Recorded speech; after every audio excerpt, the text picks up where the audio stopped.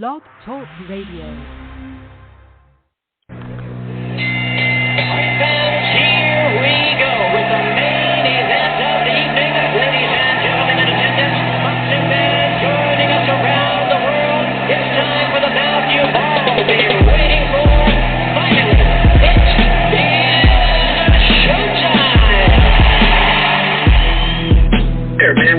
Dedicate our life to this sport. We do thousands of sit-ups in camp. We run hundreds of miles, for the ones that take it serious.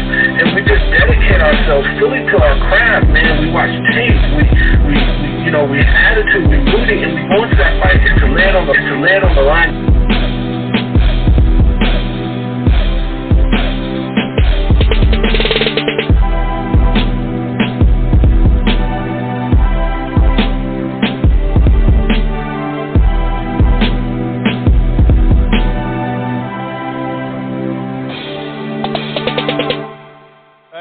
Boxing fans, this is the Rope-A-Dope Radio Podcast. I am your host, Chris Carlson. We are live on a Tuesday night.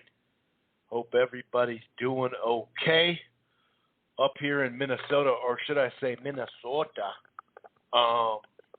It's warm. It was like 77 degrees today. It's still like 70, so it doesn't feel like fall. Just a little side note. Anyway, we got ourselves a big, fat weekend. Okay, that was, I said that wrong. Okay, I didn't mean anything by it. We got ourselves a weekend ahead of us here. Okay, because it's Friday, Saturday, Sunday, so that would be the weekend ahead of us. Okay, there's a bunch of dumb jokes here. I'm really, really tired. I'm going on about 4 hours of sleep, and I've had a full day, but I'm sure you don't want to hear about it. Okay. Tyson Fury versus Deontay Wilder, the Trilogy. The Trilogy. The last dance. Well, unless Wilder wins. Right? Then Tyson will want his revenge. Anyway, a lot of people just kind of are writing this one off like we've done with several heavyweight fights over the last few years. And in some ways, I get it. Tyson Fury won a ton of rounds through two fights, right? He boxed well in the first one. Pretty damn good, obviously. The ninth and 12th didn't go so good. But, it wasn't. If you look at the first 5 rounds, you're not going to see a huge gap, to be honest with you. I actually watched the fight again last night, round 1. I feel like the Trilogy, though, we're going to preview and predict it, obviously. I feel like the Trilogy is going to be the best, obviously, besides the opening 2 rounds in the rematch after Wilder got hit with that shot that was kind of whatever, on the side of the head, behind the ear, on the ear, equilibrium shot. Wilder was shot after that, right? He was on ice skates. He wasn't even looking like a baby deer. I mean, he was looking like an unborn baby fawn. Is that possible? Anyway, you know how like when a little deer walks on ice, maybe you don't. Maybe that goes back to the weather. You know what the hell I'm talking about. Anyway, that's what Wilder looked like. He already has chicken legs, but he showed a lot of heart. First of all, showing a lot of heart to get your ass kicked and then come back for more in this rematch. And also just being able to keep going up after getting knocked down, 3 separate times? 2 separate times? I don't know. One of them was a trip, but it doesn't matter. He was getting his ass kicked in that fight. But we're going to find out what kind of adjustments Deontay Wilder can make. Now, Tyson Fury made an adjustment. He recently just talked about it, how, in the first 2 rounds last fight, all the way back to February 2020. Isn't that a trip? Imagine when that's in February, it's going to be nasty winter up here, but that's crazy. It'll be 2 years since then. Man, that's nuts. Anyway, the first couple rounds, 2 right hands landed really hard by Wilder. I know a lot of people say, he didn't win a minute of it or nothing like that. I'm not saying he won those opening rounds. I'm just saying Fury even said it. Like, dude, I'm done with this. I'm going right to him. And although he clinched plenty and held plenty, especially after, in the first fight when he'd get hit, instead of letting Wilder, throw more combinations or a big right hand, or when he got tagged where it kind of woke him up, he definitely held. In the second one, he was roughhousing. No, it is kind of funny how some people were okay with Fury roughhousing him with the clothesline type left hook on the ear, the right hand's repeatedly right on that ear or on the side of the head. That stuff happens all the time, though. But then a guy like Andre Ward is a dirty fighter, right? But it's okay when Fury's a dirty fighter. Me, I like all different types of styles, and if someone's going to get physical with you, you're going to have to, and this is what Wilder's going to have to do, he's going to have to do it back. And you don't want to sit there on the inside and hold too much. We talked about that 2 weeks ago, with Joshua and Usyk. Does Usyk really want to hold that much? Because that can wear you out, My point is, does he have an answer for the rough and tumble stuff? On the outside, it's not like he has a bunch of answers when Fury's on the outside, but he landed a fair amount of clean shots in that first fight, and obviously some devastating shots, especially that last one, not the last one, but, in the 12th round. That looked to be devastating. Somehow Fury got up. So he can get to him somewhat anyway when Fury's on the outside. But can he make this adjustment? On the surface, you kind of think, I doubt it, When you have whatever it was, 18 months or whatever it is, 19 months, whatever it is, that's a long time. And when you have like 4 or 5 separate simulated training camps, that is a lot of time to have that repetition. And there's just moments in some fights where we've seen Wilder throw a jab, and he's going to have to jab not only to the head, to the chest, to the stomach. He's going to have to mix it up. Now, you're not going to triple jab and all that over and over again because you'll probably get countered, but I did like what he said recently, not just the clips of him working on different stuff and head movement and all that. It's stuff that he said he did during training camp, just not enough of it. And when you do something for that long, you're going to get a little bit better.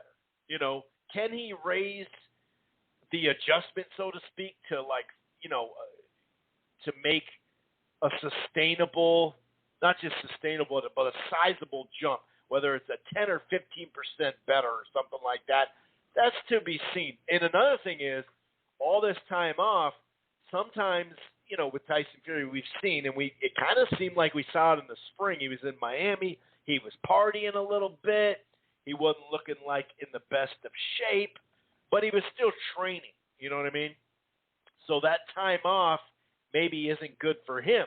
But then again, he's had a lot of time to train, and he says it himself, to be an inside come-forward fighter. He's now had time to work on that style too. So we can't just talk about, Wilder has, had time and work on stuff. And we've always said, hey, work on this, work on that. It's just minor stuff. Like when you go back to that first fight and you see those first 5 rounds, there wasn't a whole lot of difference.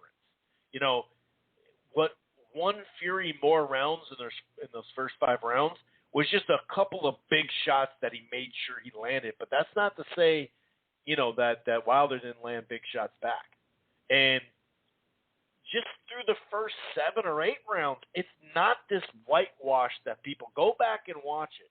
It is not a whitewash. There are some, rounds where you're like, that one could go either way. So this whole 10-2 thing, you at least have to give Wilder 1 round because he won another round than that. But you could probably go 8-4 watching it back last night. But still, it needs to be 7-5 to make it a draw. I'm not up here saying it was a draw and he got screwed. That Wilder got screwed, he should have won the fight or something like that. I didn't see it 7-5, and that would have been a draw, as far as on my scorecard. But it's not this 10-2 that people are talking about, and we talked about this, back then and also recently with Usyk, the master class, right? He didn't master class Wilder. Concussion punch, that's what he said. He had a concussion. And it would, probably one of those walking concussions when you're out just a split second. You don't get knocked down and almost knocked out in a master class. That's not how that works. I'm not ripping him. He showed a lot of heart to get up and finish it, but it wasn't as completely one-sided the whole rounds as a lot of people would have you believe. Okay? Clearly after the second round and into the third round, then it got one-sided, completely crazy one-sided.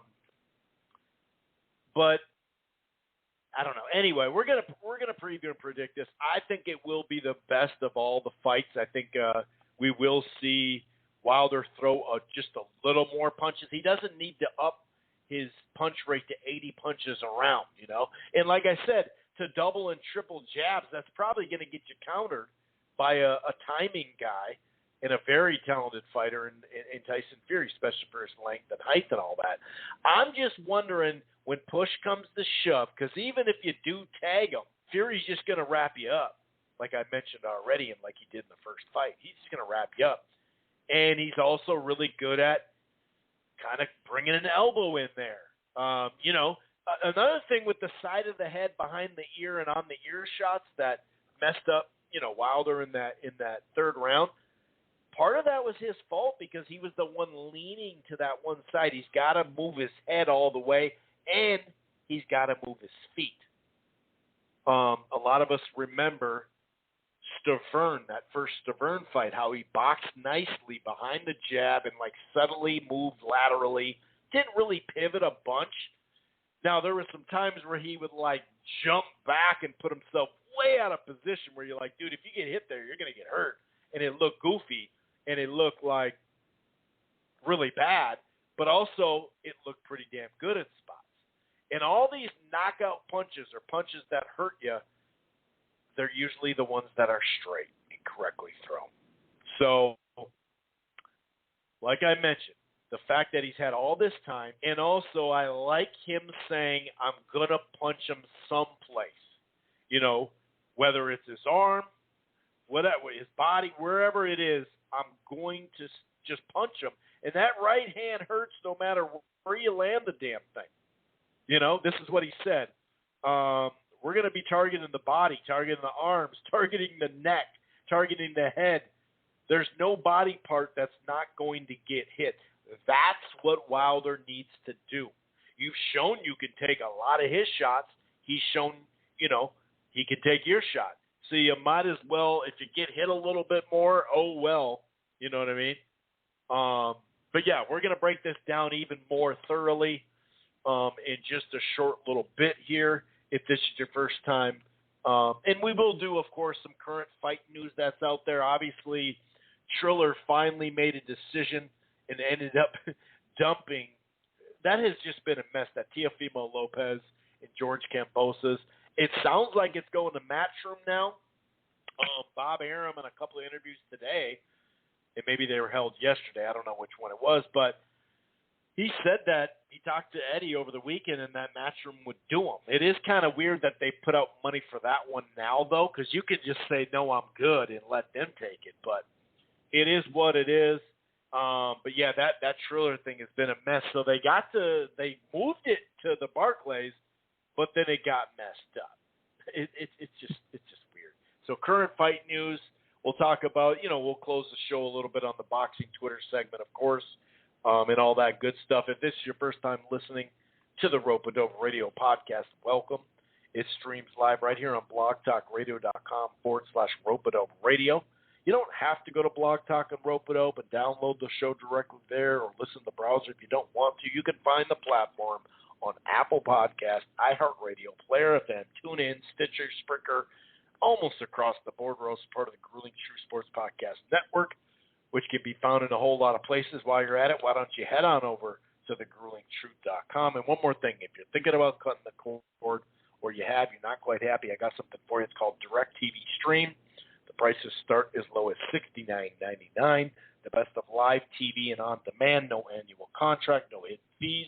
If you upgrade to the Choice or Ultimate package, that gives you 3 free months of HBO Max, plus you get to enjoy regional sports networks with no additional fees, which is hard to come by recently in recent years. And also, boxing fans, pay attention to this one because Showtime has the best boxing schedule this year. If you update to the upgrade to the Premier package, that gives you HBO Max plus Showtime. That's right in there. That's DirecTV Stream. Okay. I definitely butchered that, but you know what I'm talking about. Anyway, it's an interesting fight, man. It does suck that the UK fans couldn't come over for this one. I think it'll be still nice and packed, though. A lot of people don't understand how Las Vegas fights go. A lot of people think, well, and don't get me wrong, this is not anti-stadium. I love me some stadium fights. That UK fight, a week and a half ago, Joshua Usyk, great, phenomenal. That Canelo Saunders, what'd that do? $9 million at the gate? Major crowd. But in Vegas, especially when you got a hot commodity like this, and the first one did almost 18 million? Was that it, or almost 17 million? It did a big number. This is no competition or anything like that, but Joshua is not doing 16 and 17 million over there on those stadium fights. He's just not. And I just got done saying how Canelo isn't either. And that's what they do in Vegas. They overprice the tickets. When you only have, a limited amount of seats per se, and a lot of them don't even reach the general public, if we're being honest, until they get to the secondary market. That's how it goes. But a lot of people get, hung up on, it's only going to be 15,000 or 16,000. Okay, but let's see the gate number, because that's ultimately, and I know Eddie Hearn has some people on boxing Twitter saying it's not even, they'd be lucky if it does 5 million at the gate. And that's cool. If that's what you want to believe, cool. And you know what? On next week, I'll be the first one to say I was wrong if it does a $5 million gate. I was wrong. But if you look at how they price the tickets, and yes, there's no UK fans. I don't believe it'll be as big of a gate as the last one. I would be surprised if that was the case. But even if it does 8 or 10 or 12 or 15, whatever, because that's, I believe, through Joe Habib had an interview a couple months back, and he did say they had 15 million. Now, we'll see if any, if people, return their tickets or something, moved and postponed. I don't know if that's a 100% fact if they offered that. Anyway, it's gonna be once they get that place going. Trust me, dude, it's gonna look good. It's gonna be a lively crowd. It's gonna be fun. It's gonna be fun, and I don't know. I just hope it's a two-way fight. I like both these fighters. Going into the rematch, I thought whoever wins this rematch, back in February 2020, they are going to be like a star here. Now, a superstar, no, I'm not saying that, but a star, because that thing did 800 at least, anywhere from 800,000 to 850, which is, we got so used to Manny Pacquiao and Floyd doing over 1 million, but they have plenty of fights that did, 700, 800, 900 too.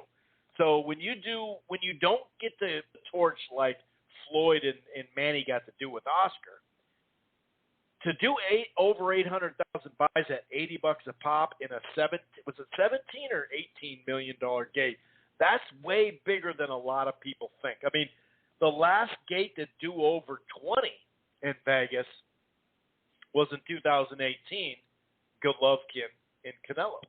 And the first one, I think, did like 27 or something like that, 28. And then they actually did kind of overdo the price gouging, and it kind of caught up to them a little bit. There was a cancellation or a postponement, remember, because of what's his toes, popping. So Canelo.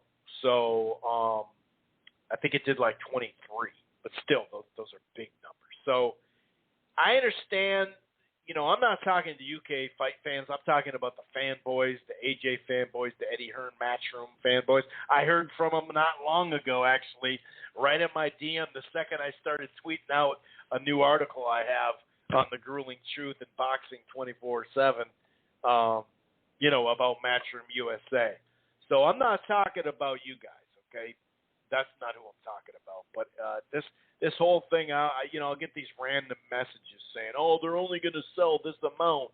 They're only going to do that." It's like, guys, you obviously don't know how Vegas works, man. That's how they do it. And I'm not saying, like, it's okay to be like, hey, they shouldn't price gouge. Cool. But we better – there's a whole lot of price gouging in our country. Should we start with the pharmaceuticals? Because if this is such a big issue and you care about it, why don't you give a shit about the pharmaceuticals price gouging? So anyway, it's capitalism. I hate to say at its finest, but it's for the people making money. I guess it would be.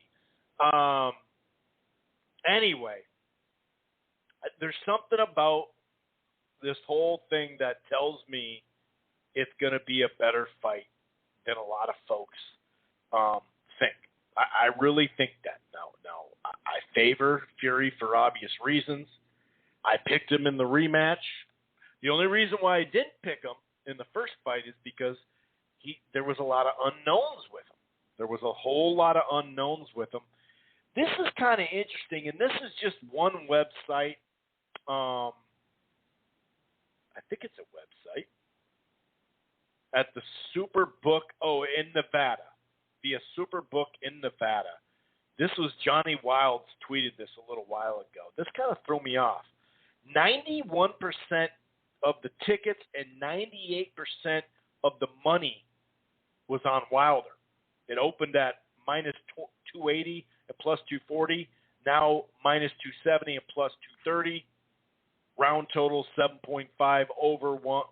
Minus 125 under plus 105. That's kind of crazy. That's kind of crazy there. And they've when you look at the odds, it's been it's been hovering. It's not like a runaway train as far as him being a favorite. I see like the highest I see is like a minus 335, and the lowest is minus 270 here. I'm on Pro Boxing Odds. So the biggest, let's see, you can get plus 253 is the highest I'm seeing here, and that's on 5 dimes for Wilder, if you think that's the case. Now, obviously, we will talk about this really great heavyweight-themed undercard. Jared Anderson in somewhat of a step-up fight anyway, still a prospect. Efe Ajagba and Frank Sanchez, the head-hunting power puncher against the smooth criminal on the outside. And then the rematch, Helenius and Koznowski, which I think was a fun fight while it lasted.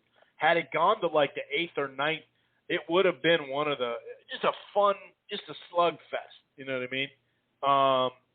I want to see how Koznowski comes back, with this, because he was doing really well. He was doing well in the fight, and then he got hurt, and he got right back up, and that already happened damn near 2 years ago. Anyway, I'm gonna go ahead and bring in John into the fold and see how he's doing. Get his take on the fight coming up this weekend. It'd be kind of interesting to see what everybody thinks of it as we've gotten closer, as the COVID test came out. Well, speaking of that, Boxing Scene and some other websites had they actually never did show 100% proof of the COVID test. Not to say they haven't, because other media members got it, but that's kind of weird right there. But, having COVID, flying home, having a kid, was he in the best shape a couple months ago? It's weird, videos and pictures can make it misleading. You know what I mean? Some people thought Fury was getting pieced up in sparring because he had that mark on his eye. It's not like there's a video of him getting knocked down or anything. Not like there would have been. But it is kind of funny. As we get closer and the gap between the last fight increased, some people are just kind of in the back of their head going, is Fury going to be 100% focused? Is this where Fury messes up? But like I said, let's not forget he's also had time to keep training. And he did look a little heavy set. He was out drinking a lot in the spring in Miami and all that, partying up and all that. He admitted it. So, I don't know. It's interesting. I'm going to go ahead and bring in John into the fold and get his take. What's going on, John? How you doing, man? Hey, Chris. Great to be here. This is, an exciting fight week that younger fans can definitely look at if they're tired of hearing older fans and the old stories talk about how things used to be much better, that this is a main event and a card that stacks up. You can get excited, you can spend your money comfortably and not feel remorse about it immediately. You've got the heavyweight championship of the world. Let's forget about the Joshua Usyk thing. It doesn't mean you can't consider Usyk moved up to the number one contender, but all you got to do is look at the lineage of those alphabet belts he picked up from Joshua and to know he hasn't earned the heavyweight championship of the world yet. Of course, Fury is lineal, recognized by transnational and the ring. So let's get that out of the way first. That's clear. This is for the title. Forget the alphabets. So you've got that. That always matters at the top. You've got a good rivalry that's developed here. Of course, the first fight was very suspenseful and, to me, exciting. And then you've got the best undercard, to me, that I've seen offered up in boxing since I can remember. And then you get a few naysayers bringing up some other good undercards that turned out good. In other words, were not good on paper going in. I mean, you've got going into this, you've got Efe Ajagba and Frank Sanchez, both undefeated, good prospects, the type of prospects that, are knocking on the door of the top 10. They're not there yet, that's clear. But knocking on the door, you've got a very intriguing rematch in Adam Konatsky and Robert Helenius. Konatsky's star was really rising. I do think he was a guy that was going to be in line for a Wilder fight, and they both ended up getting derailed. So one possible scenario Saturday night is that gets reversed. And then we've got Jared Anderson, who is, arguably the best heavyweight prospect out there. He's fighting, an undefeated Russian fighter. Again, all on the same card, all fights that, of course, would not be pay-per-view on their own, but all could stand as main events on their own, and they're on the undercard. We're just not getting that in boxing for years. I mean, I've personally always advocated that, and it's hard to turn it around in 1 week, but I've advocated for many, many years that, boxing needs to get back to trying to, offer a quality card like this. For the exposure that the undercard fighters get, for any casual fan that might happen to be hooked in by the promotion and buy to get quality for, his or her money, all those types of reasons, just for fans. Let's say Wilder Fury 3 does not go well. I mean, it's boxing. We know that can happen. We know strange things can happen. That's one of the great things about the sport, is you never do know. But then when you're getting 3 other interesting heavyweight fights that you've got, you're going to get something out of that. I think it's a great night for boxing. So I'm just like everybody else seems to be. I'm really excited about it, and just looking forward to breaking some of the stuff down with you here tonight. Yeah, and more and more people have made either no big deal or a big deal out of different videos of seeing Deontay Wilder's, not just him throwing body shots, but and it sounds funny to say that, but you generally didn't even see that, not only in a fight, from time to time, but not consistently. But also just videos, releasing videos, but also his body does look like he's put on some weight. Now, we'll see how much weight.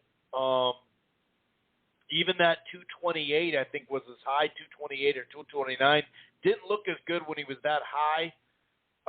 But there is something to be said about having, a year and a half or maybe even a little bit more to put, to have time to kind of build that weight up.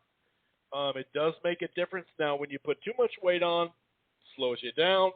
It usually, makes you less flexible, even if you are doing stuff to try to, go against that. Just like, for instance, in basketball, when you weightlift, you're supposed to shoot jumpers for like 20, 30 minutes after just to keep your flexibility. There's a lot to look into this. We've always said, a lot of people have said, if Wilder would just do a little bit more rather than just looking for that one big shot the whole fight pretty much. And if he just ups his work rate just a tad more to the point where he can be competitive in the rounds, well then, once you're near the being competitive throughout the fight, then that right hand that lands that may show like, oh, wow, you got him. That's your round because it was a tight round, tighter than a lot of them have been, and you landed the bigger shot.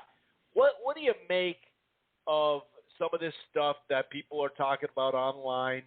Are people going over the top with it? It seems like he's had enough time to, rinse, repeat, and, that type of thing. He has had a lot of time to work on certain skills.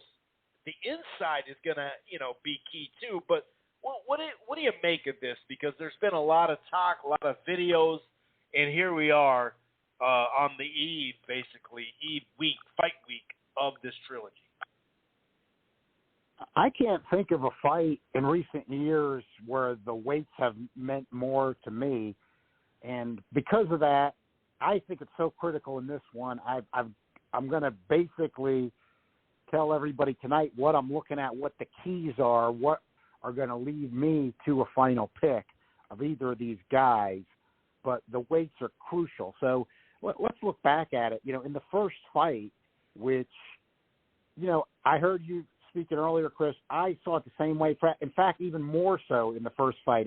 I didn't buy it. All this Fury 10-2 thing, I think with the two knockdowns, it really was a fight that could go either way. And why I think that is what you were talking about. That fight was suspenseful, but there was a lot of rounds where there just wasn't that much going on. And, when you have rounds like that, and this is in the first fight, not the second fight, Wilder was nominally the effective aggressor. He was moving forward, and he dropped them twice, so, there was some effectiveness there. Again, to me, close. I just didn't think the draw was out of line at all. But here's the thing in the first fight that it gave me some trouble thinking about the second fight. I didn't end up coming to the right final conclusion, which was, when Wilder dropped Fury in the 12th and Fury looked like he was out, and, we're talking about the first fight now, and Fury got up to Wilder big time the remainder of the 12th and had Wilder, I think, on the verge of trouble. Wilder wasn't quite in trouble, but he was about on the verge. And, it that definitely did carry over into the second fight. It definitely quieted him up real quick, Yeah, I think that, Fury, he said that, and I think that was the truth. I think that really did happen. That kind of gave Fury the impetus to say, for the rematch, I think I can handle this guy. Now, in that first fight, which I think Wilder was effective. Again, this is my take on it, and it was similar to yours. I don't, and, there's knowledgeable people that'll throw that 10-2 stuff out and everything, but there are people I don't agree with on a lot of stuff, even though they have boxing knowledge, and, I don't think they're necessarily right. I mean, sometimes when a narrative just gets thrown around and, some people are pushing it, it doesn't mean it's reality. So I didn't think the draw was out of line, but I did see a Fury that took it to Wilder hard after that knockdown in the 12th. And in that first fight, Wilder weighed in at 212, about 212. Fury weighed in at 256.5, okay? So Wilder comes in at a career high for the second fight, 231. Fury also comes in extremely heavy at 273.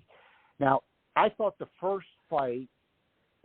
second fight kind of started out a little bit like those rounds you and I now have both talked about in the first fight, where not that much was happening. Of course, Fury was moving forward. That was a dramatic difference from the first fight. But we all saw this. Buddy McGirt was talking about it on a podcast just a couple days ago. I do agree with this take. Whatever happened in that fight, Fury came up with the strategy. He changed trainers. He went to Sugar Hill. He went to the old Kronk. They had Andy Lee involved, and you got to give the guy credit. He came to the U.S. We're talking about Joshua's failure, recently, and he's never made a move like that. Fury made that move, changed up style, and when Wilder, like McGirt was talking this week on a podcast, I saw it the same way. When Wilder took that kind of weird shot by the ropes, kind of almost behind the head, and I'm not saying it was dirty or anything. I just mean that shot did something to him. He was out of it. At that point, it was not like the first fight. Then I agree with people who say, Fury just dominated that second fight. Yes, when Wilder got dropped the first time. I mean, you look at that. I have watched that one on replay a few times because it was impressive. I mean, and you got to say for Wilder, that was a big shot he took. I mean, then after that, when Fury dropped him with that body shot, you look at that shot on the replay. That was impressive from Fury, something that hadn't really been in his game previously. He that was a big body shot. So he dropped him with a big body shot. That was a fight. I think people are getting. Look, I don't want anybody getting seriously hurt, but it's the ref's job to stop the fight. I think in recent years, by commentators, fans, there's a little bit too much screaming about corners stopping the fights, okay? That's getting tiresome to me. It's the referee's job. There's a doctor there and a referee. Everybody's saying corner, corner, corner, but we have a referee, we have a doctor, it's their job. With that said, I do think that Breland did the right thing. I thought Wilder was done in that second fight. I mean, the body language was – I mean, he wasn't quitting, but the body language was bad. He had blood coming out. He was slumped in the corner. He was taking a beating. Fury – at that point, when Wilder's stationary and Fury's beating on him, I mean, then you got a 6'9", 273-pound guy beating on you. That was enough to me. I thought Breland did the right thing. And, I'm a guy that does like Wilder a lot. I think overall he's underrated. I want to get that out of the way first so people don't misunderstood. But with that said, if you did listen to Mark Breland's instructions, especially in that first fight, I mean, he tells them the right things to do. I mean, a lot of people would knock Breland, but he gives them Breland knows boxing. He's one of the most decorated American amateurs of all time, and he had that high amateur pedigree. Some people thought he was the greatest American amateur of all time. He actually probably peaked just a little bit before he got in the Olympics in those days where fighters had tons of amateur fights younger and turned pro earlier, that type of thing. But he tells them, look, Deontay, you gotta work the 1-2.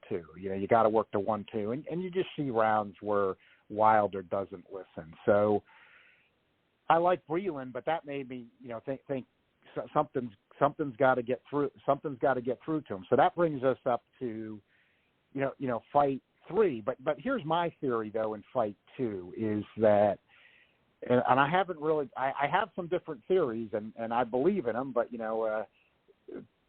people aren't necessarily looking at them this way. I thought Wilder just came in way too heavy for the second fight at 231, but because of what the result was, and people tend to assume that Fury was at the right weight. And there's no doubt he ended up dominating the fight. That's not my point. But my point is, we don't know if Fury was in the best shape either.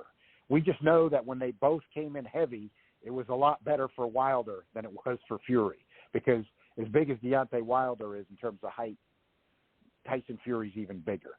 So, he can carry more of that weight. Now, what I'm looking at just and this is something I was looking at going into the second fight, but Wilder came in at that career high. You didn't know what to make of it. It turns out to me he had no business at that career high. But you look at the 12th round of Fury and Wallen. Wallen was taking it to Fury.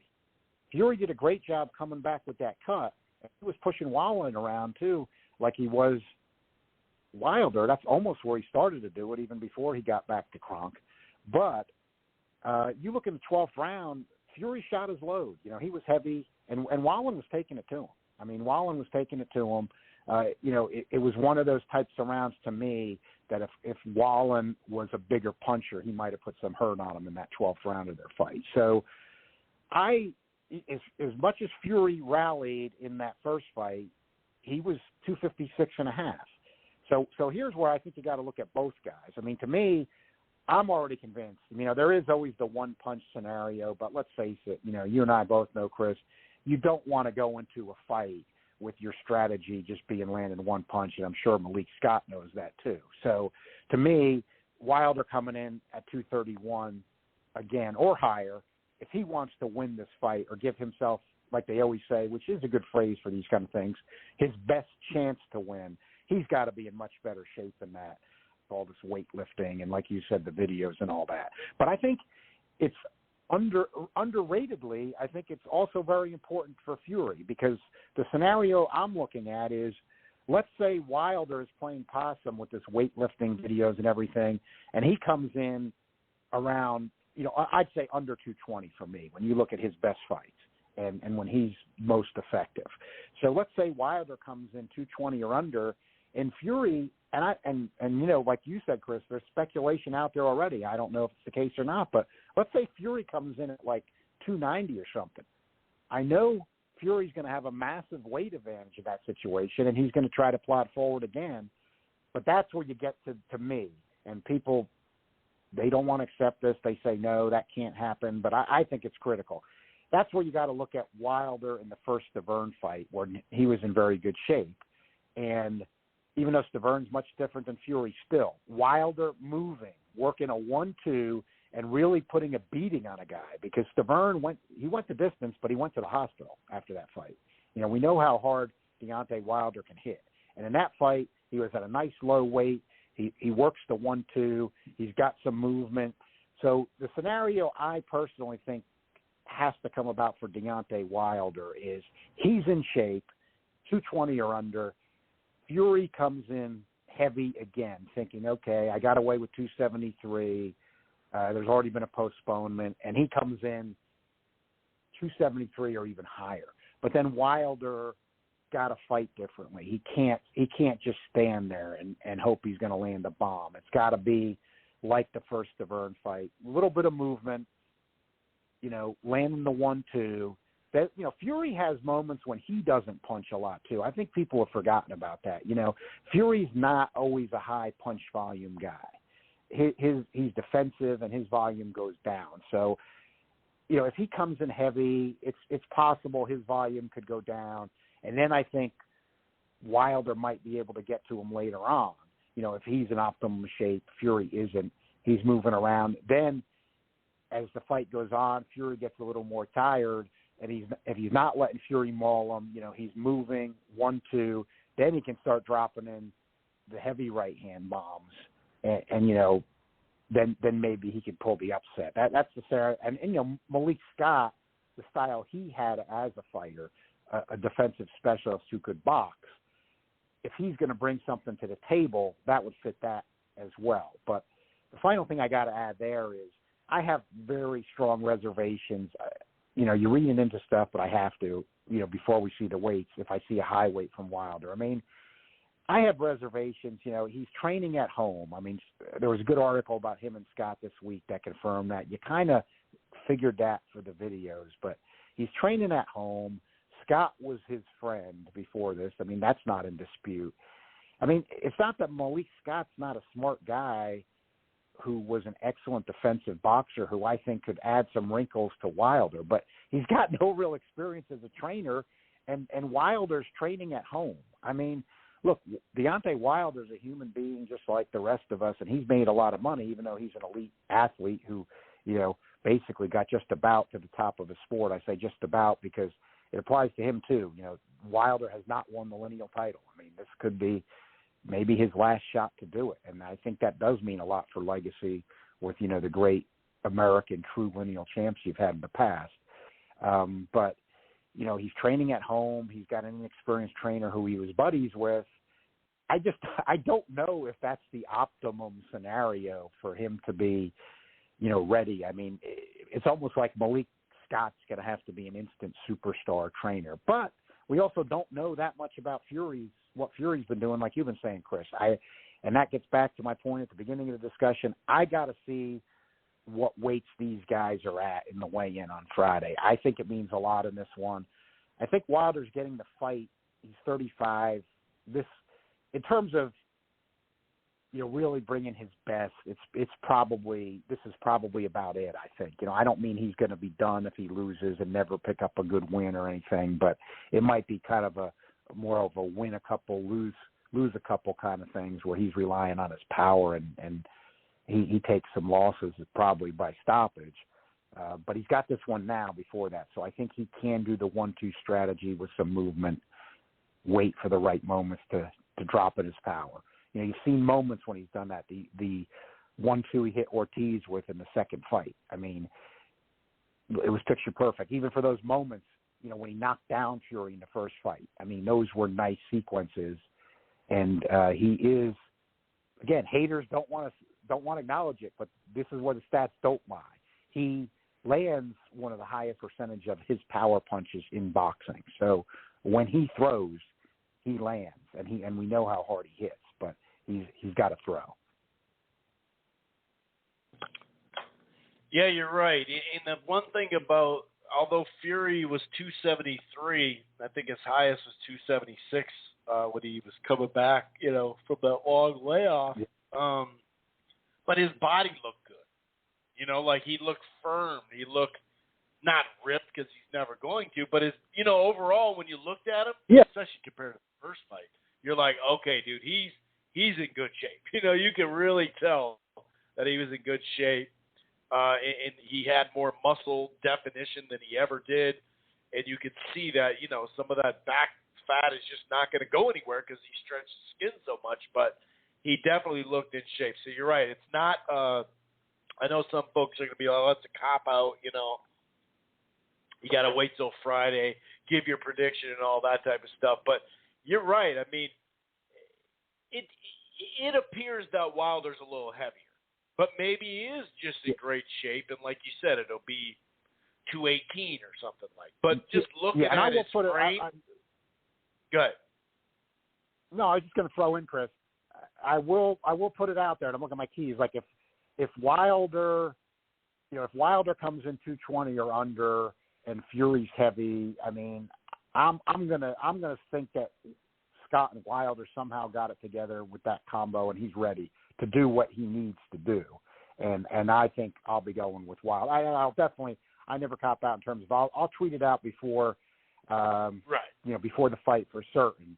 And I don't want to leave people hanging. So I'm saying what I'll be looking at. But if I see a scenario, and again, then he would be looking for one punch and standing there. And we know how hard Wilder can hit, and it's heavyweights, quote unquote, anything can happen. But to me, with my prediction, you know, if Wilder comes in at, and you know, at this point it's not impossible. He's getting older too. You know, if he comes in at 240 or something, and Fury comes in about the same as last time, and I agree with you. You know, he didn't look bad at that 273, but still, I do wonder, you know, if Wilder would have been in better shape and been able to take that fight later, you know, would Fury's engine have still been cooking, you know, in the second half of the fight? I'm not sure it would have been. That's something I'm I'm curious to find out. But see, I'm with you.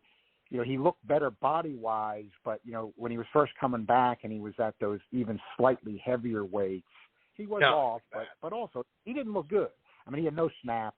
You know, he just looked bad. I mean, he didn't look good. So I'm not, you know, even as big of a guy as Fury is, if Wilder's in his best shape, I'm not sold on Fury, you know, being that heavy is going to automatically work, like I think most are. And I got to admit, you know, I understand that's a huge, massive weight discrepancy for the scenario I'm talking about. But in my scenario, you know, Wilder can't come in at, say, 218 or 212 like the first fight and stand there again, you know, against a 279 or 280 pound Fury. Or some people are rumoring, you know, these just, again, rumors. They could be playing possum, but you hear talk about Fury being like 290. I mean, I think that would be him getting out of shape then.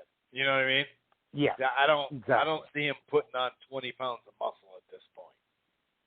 No. But we know from watching heavyweights. We probably would have already saw it, you know?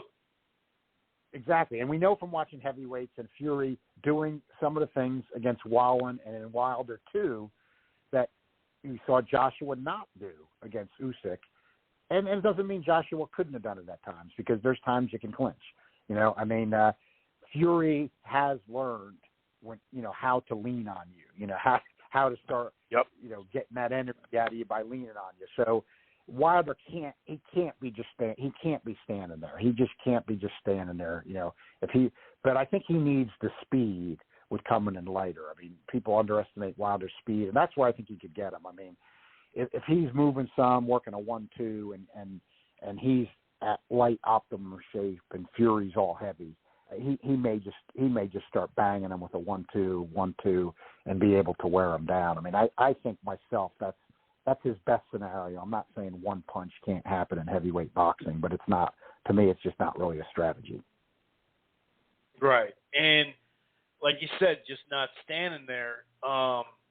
You know, it's really interesting because the jab will be key for both, of course, but especially Wilder, not just to set up his right hand, but to give something to think about, make him react, you know, of something, even if, you know, ultimately that's why I said don't double and triple jab too much, because he may react and it might be a counter that lands perfect with that right hand like he did, you know, multiple times. And actually in that 12th round, that's exactly what he did in that first fight. He landed that right hand, and it was just picture perfect right in the exchange. Can Wilder push him back and be the guy that's taken the ring again? Because it was kind of in between the first two rounds of the rematch, and then we saw, you know, the headshot. And part of that is, like you said, it's not dirty. We see this all the time. People get hit in the side of their heads, in the ear, below the ear, in the back of the head, all the time. The 9th round in the first fight, that was a back of the head shot by Wilder. So we see it. I do think it's kind of funny. I always got to mention it. You know, when it comes to this fighter, it's okay. Andre Ward, it's not okay. You know, it is kind of funny. Like, oh, you were okay with the rough stuff on this one. Funny.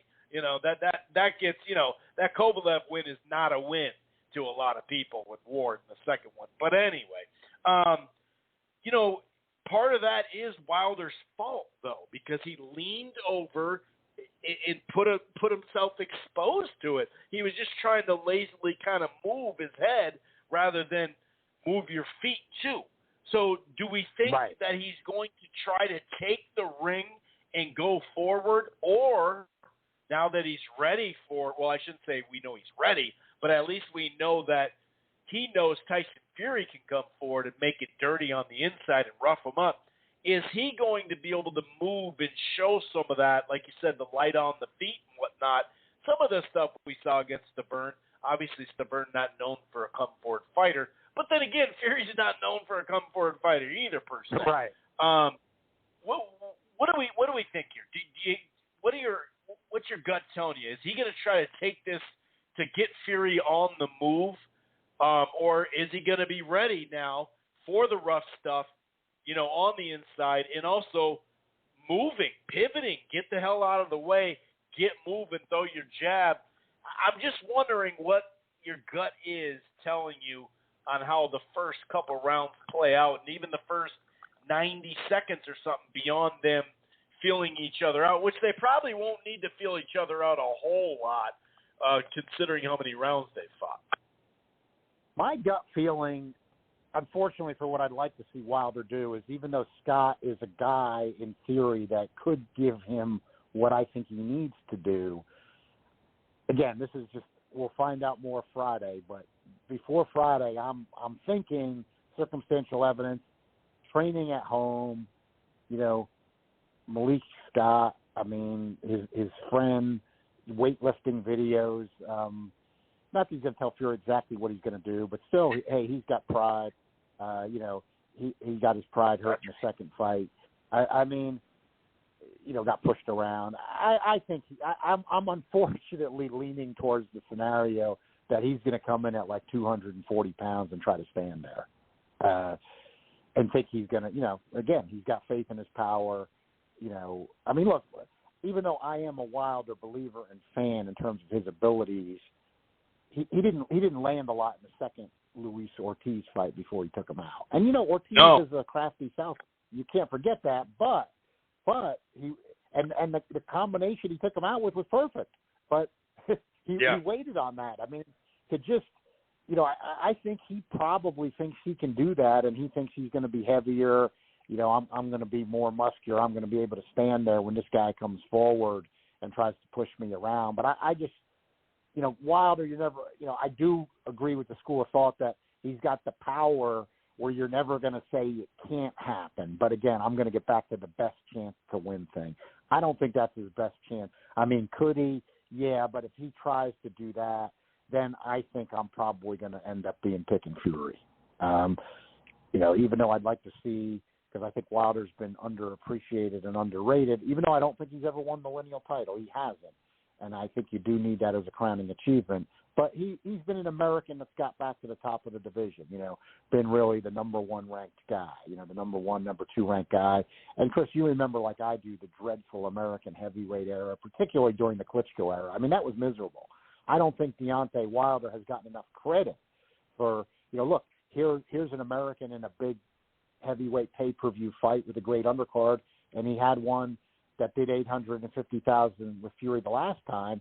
While I was disappointed with the numbers, wanted to see more for boxing, you look at how well that's done compared to how everything else has done in boxing since. Right. And I'll go to ESPN ratings, Fox ratings, the zone's invisible in the U.S. That 850 now, that looks like gold compared to everything else we've got. So, Deontay Wilder was half of that, like him or not. You got to give the guy credit.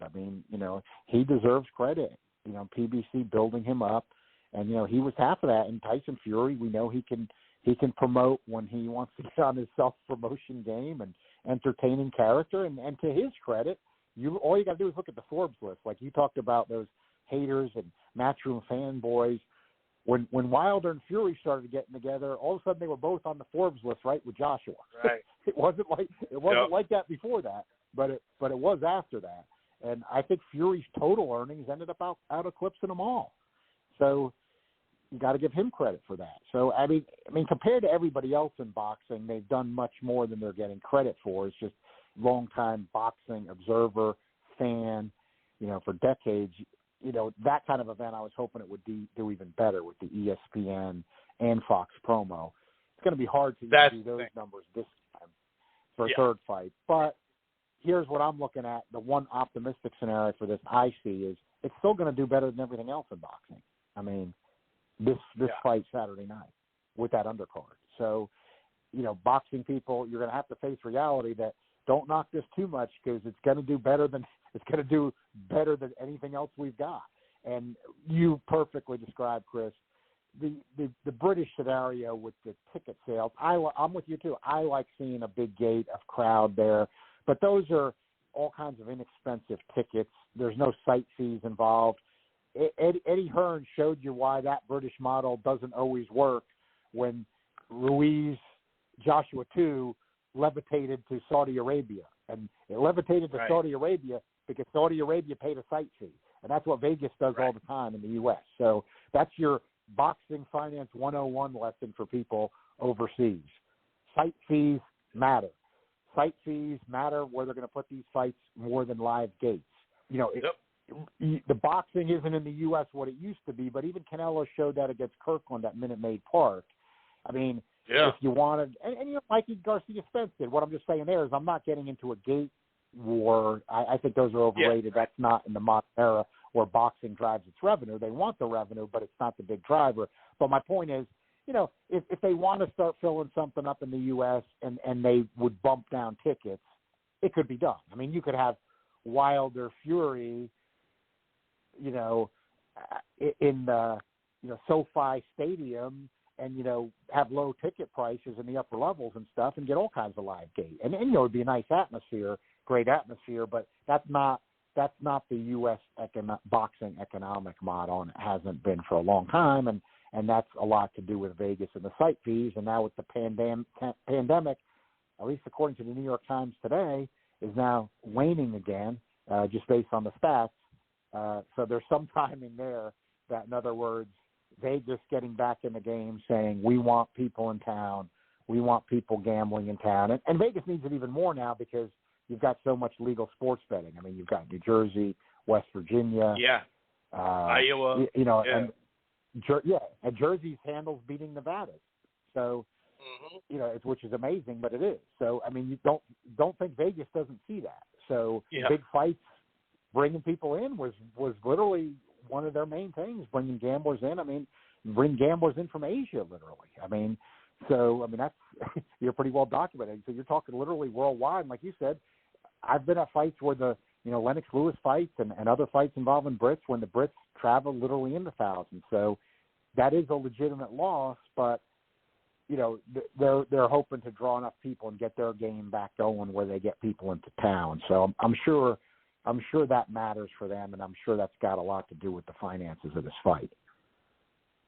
Yeah, and a lot of people, you mentioned it too about, you know, in your backyard and in your basement training, and it's like you wonder, you know, someone actually did ask him that like a month ago, and the way he broke it down was like, yeah, we do some of it there, but we are in the gym mostly. And that's another one where you're like, it's a great point. Like, damn, you're at home training? This is different now. What are you doing at home exactly? You know what I mean? Like, how deep is this just fine-tuning the skills, you know? Is at home fine-tuning? Or, you know, on the mitts? Or are you spending 90 minutes, 2 hours training there? That's worth mentioning, too, the training in the basement or in the backyard. It can be a little funky like that. Like you said, now they may be great friends and that doesn't work. Or he can, and this is another thing Wilder said, he can say something to him and Wilder's not going to take it a wrong way. So they are working on stuff that they weren't currently. It seemed like is he still the boss of his camp? You know, that's what we all got to wonder, because it does seem like they're working on other stuff throughout, whereas they kind of put some of that down or did once a week, and he was just like, well, this is what I'm going to do, so this is how the camp's going to go. So it's worth mentioning, because you're right, that could be a little lackadaisical and everything like that. I'm going to give my prediction after your segment's done. Let's get to some of this undercard stuff, unless you have anything else on this heavyweight fight here in the main event. We can get to some of the undercard stuff and I kind of preview some of that too. Definitely want to get into the undercard stuff. The only thing I'll say was kind of encouraging, because I'm trying to look for some positive signs, but I don't know if this is necessarily one. But they did, and it would make sense with the styles. I mean, of course, because you can't get Tyson Fury himself as your sparring partner. They did show pictures in the last week or two of Wilder with Helenius sparring. Because I was thinking that too with the home thing. I mean, who's he sparring with? You know what I mean? Who's hanging out in Deontay Wilder's mansion in Alabama sparring with him? So they finally showed Helenius, and I thought that was good, but I didn't then check exactly his itinerary, but I can kind of speculate to it.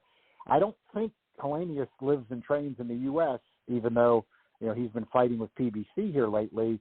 But I'm guessing, because he's fighting Konatsky, of course, on the same card. it was probably when he came over that on his way to where he's going, he probably put in a few rounds with him because he's fighting on the same card. That's my speculation. So what I'm saying there is true too, because some knowledgeable fans are wondering, and I thought, well, that's good, but I thought, has Hellenius been hanging out at Wilder's house for 6 weeks? I'd probably not. Probably, he's at the B&B. He's renting out a B&B for him. Right. I mean, not that you couldn't do it, but I just kind of doubt it. That's all. All right, let's talk about some of these undercards, because this is definitely very interesting. You just mentioned Hellenius and Koznowski. Koznowski looked like he had he had control of that fight to an extent. It was back and forth. It was a brawl. It was like a lot of people like to say slobber knocker.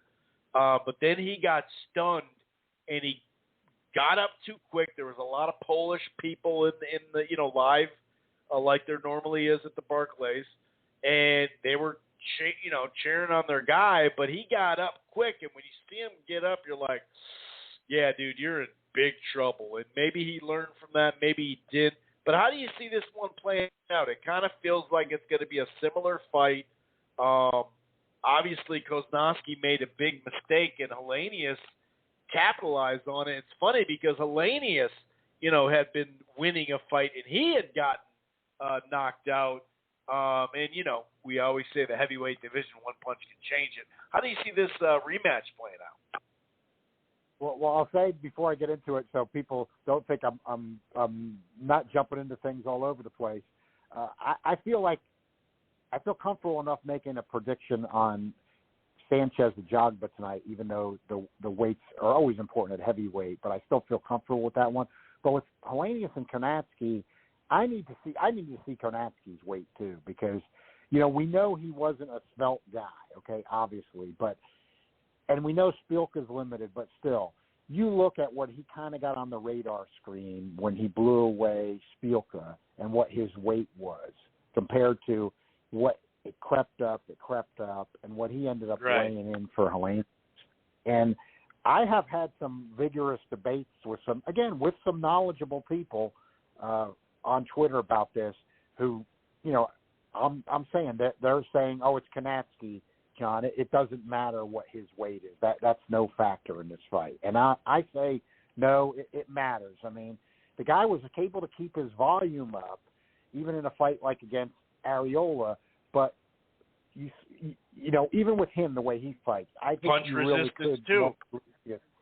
Punch resistance and snap. He hit the snap in his shots. Was the steam and the snap in his shots was really dropping. In some of those recent fights, it was creeping up.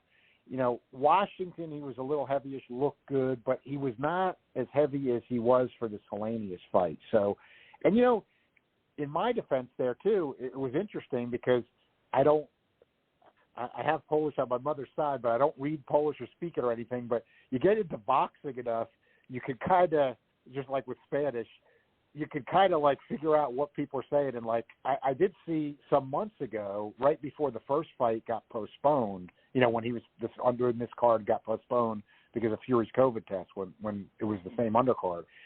Kownacki's fans from Poland actually were getting all over him as well, saying, you're too heavy, okay? You're not in the optimum condition, for this rematch. And Kownacki himself on Twitter in Polish, but again, kind of getting the idea, not saying I'm reading all exactly, but the translator's on there too, and you can run the Google translations.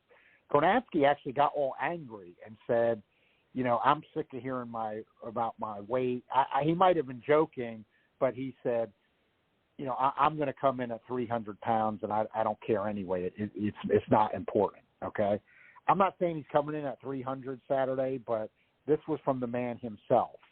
So he was taking heat. He was taking heat from his Polish compatriots, and of course, he was raised in Brooklyn, but born in Poland.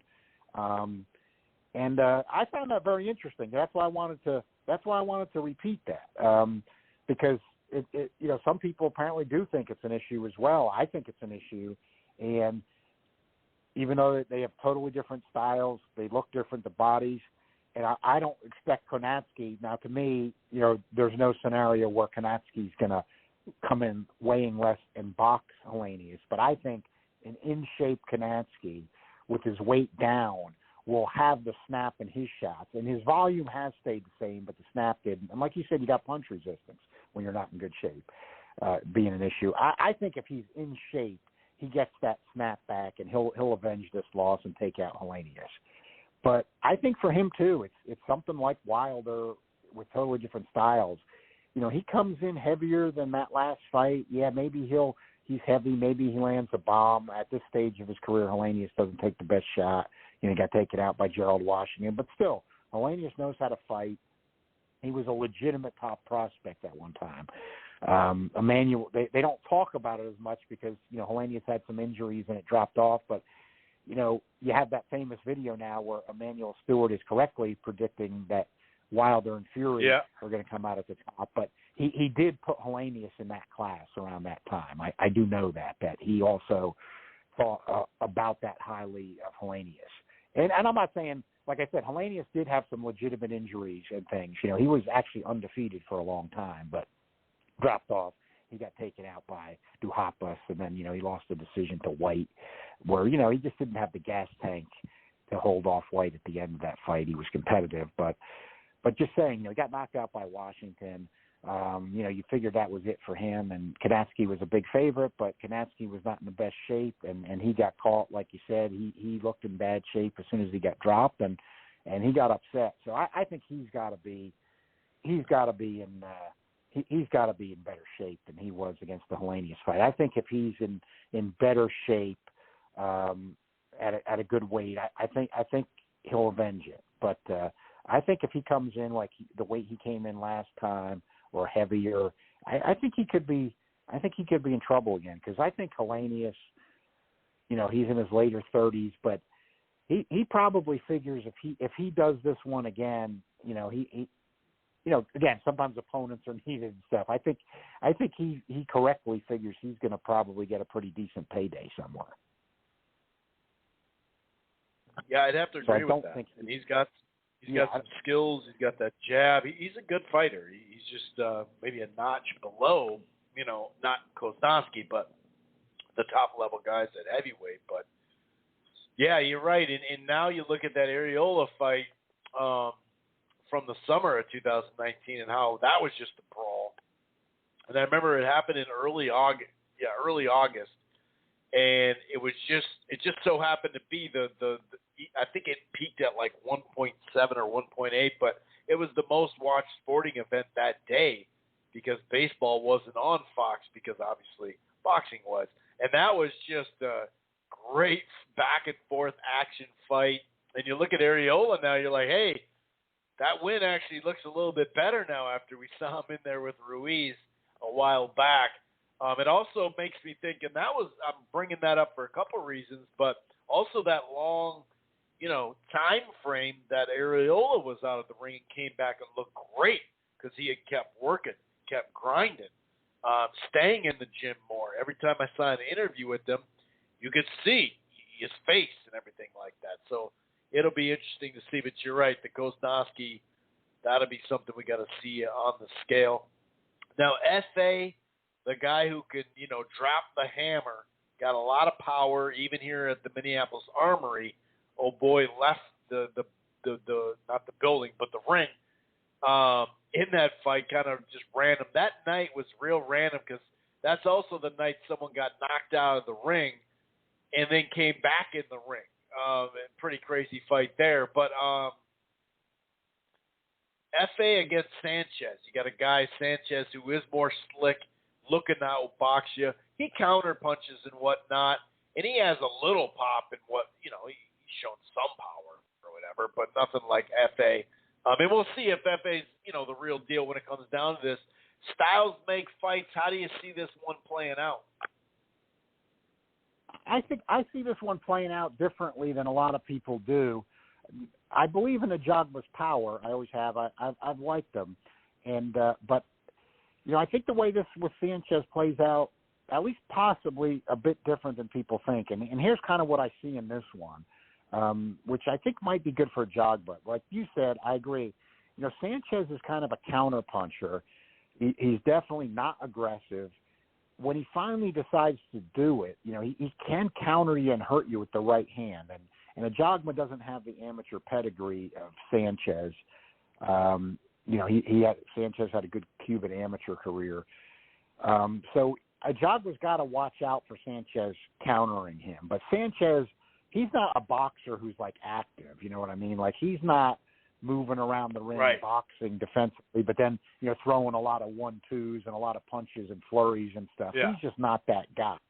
And when the fight was going to come off originally before the COVID postponement because of Fury, I did, punch that guy, Dan Canobio. I was curious when I was getting ready to make my prediction because I thought, even though Jogba's a puncher, it seems to me like he throws a lot of punches. When you watch some of these fights he's had that's even gone the distance or gone later into the fight. And so I asked Dan Canobio that, and he did respond to me. He said that Jogba is well above heavyweight average in throwing punches. So I'm looking at that. I'm also looking at Jogba's wins over Desmarian, who Turkish fighter who was undefeated when he fought Jogba, an underrated good fight. Jogba got pushed, had to throw a lot of punches, clearly won the decision, but Desmarian did not come to lay down, and he gave him a good fight. But Jogba won a clear decision, went the distance. Desmarian has been winning since, beating decent opposition. That's still his only loss, and he's not over the hill or anything like that. He had a good international amateur career. So that win by Jogba looks good to me. And then I'll be the first to say, when he fought Johnny Rice on ESPN after Top Rank picked him up, I'm looking at that fight when Jogba is kind of doing some volume and boxing with Rice, but winning a clear decision like that, like that's terrible, Like I was saying, Jogba not knocking this guy out, and that's awful. I was thinking it at the time, like everybody else, this is boring. It's Johnny Rice. But you look at what Johnny Rice did when motivated against Coffey. I mean, he just obliterated Coffey. Yep. And even though Coffey was an older guy who turned pro late, he'd been looking good and his power looked real. And Rice just discouraged him, and he really made him just want to get out of there. And he took him out in a huge upset. Was on Fox. Hard to believe it was a Fox main event. It was, but it ended up being a good fight and result. But just saying, there's 2 wins to me for Jogba that you would think nothing of if you didn't look into it a little deeper. But I think there's something there. So what I'm saying is I think he's kind of quietly passed a couple of early tests. And, he got knocked down by Kalajdzic when he was getting ready to finish him, and then he did finish him. I'm not saying that's necessarily good. You worry about a guy's chin when he's getting knocked down by a guy like that, but he did respond. So I'm starting to think that maybe he's passed a couple of tests here, 2 or 3 tests. And, yeah, I'm thinking this, that, Sanchez is defensive enough that, and he doesn't throw a lot, that, he'll be looking to counter Jogba with that right hand. That I just don't think it's going to be, an explosion by Jogba or Sanchez just immediately outclassing him, because Jogba does throw a lot of punches, and he passed those tests I said. So I got a feeling that really Sanchez might be defensive enough to last the distance, but Jogba has gotten good enough. It may not always be pretty, but he's gotten good enough that with his volume and passing a couple of tests that he's just going to out-volume Sanchez and end up picking a decision. I think if you want to take a flyer on something, and it's not because I don't believe in Jogba's power, but Sanchez is defensive and has some amateur pedigree. I think Jogba might end up out-hustling Sanchez over the distance before Sanchez can land a big right-hand counter. I'm not saying Sanchez can't do that if Jogba makes a mistake. I think he probably can. Or Jogba, when he's throwing volume, he gets in a bomb. But I'm leaning towards an Jogba decision here. I'm picking Jogba in the slight upset. He is a plus 175 now. But I'm going with Jogba. It's not that he might not get a KO with his power, but I think he ends up being careful enough to survive Sanchez's right-hand counters and out-volumes him for a decision. Yeah, and even out volume, even if it was a little because of the movement that he'll probably face in this fight, even if it was a little bit lower of an output, it wouldn't hurt him as much for what you just said.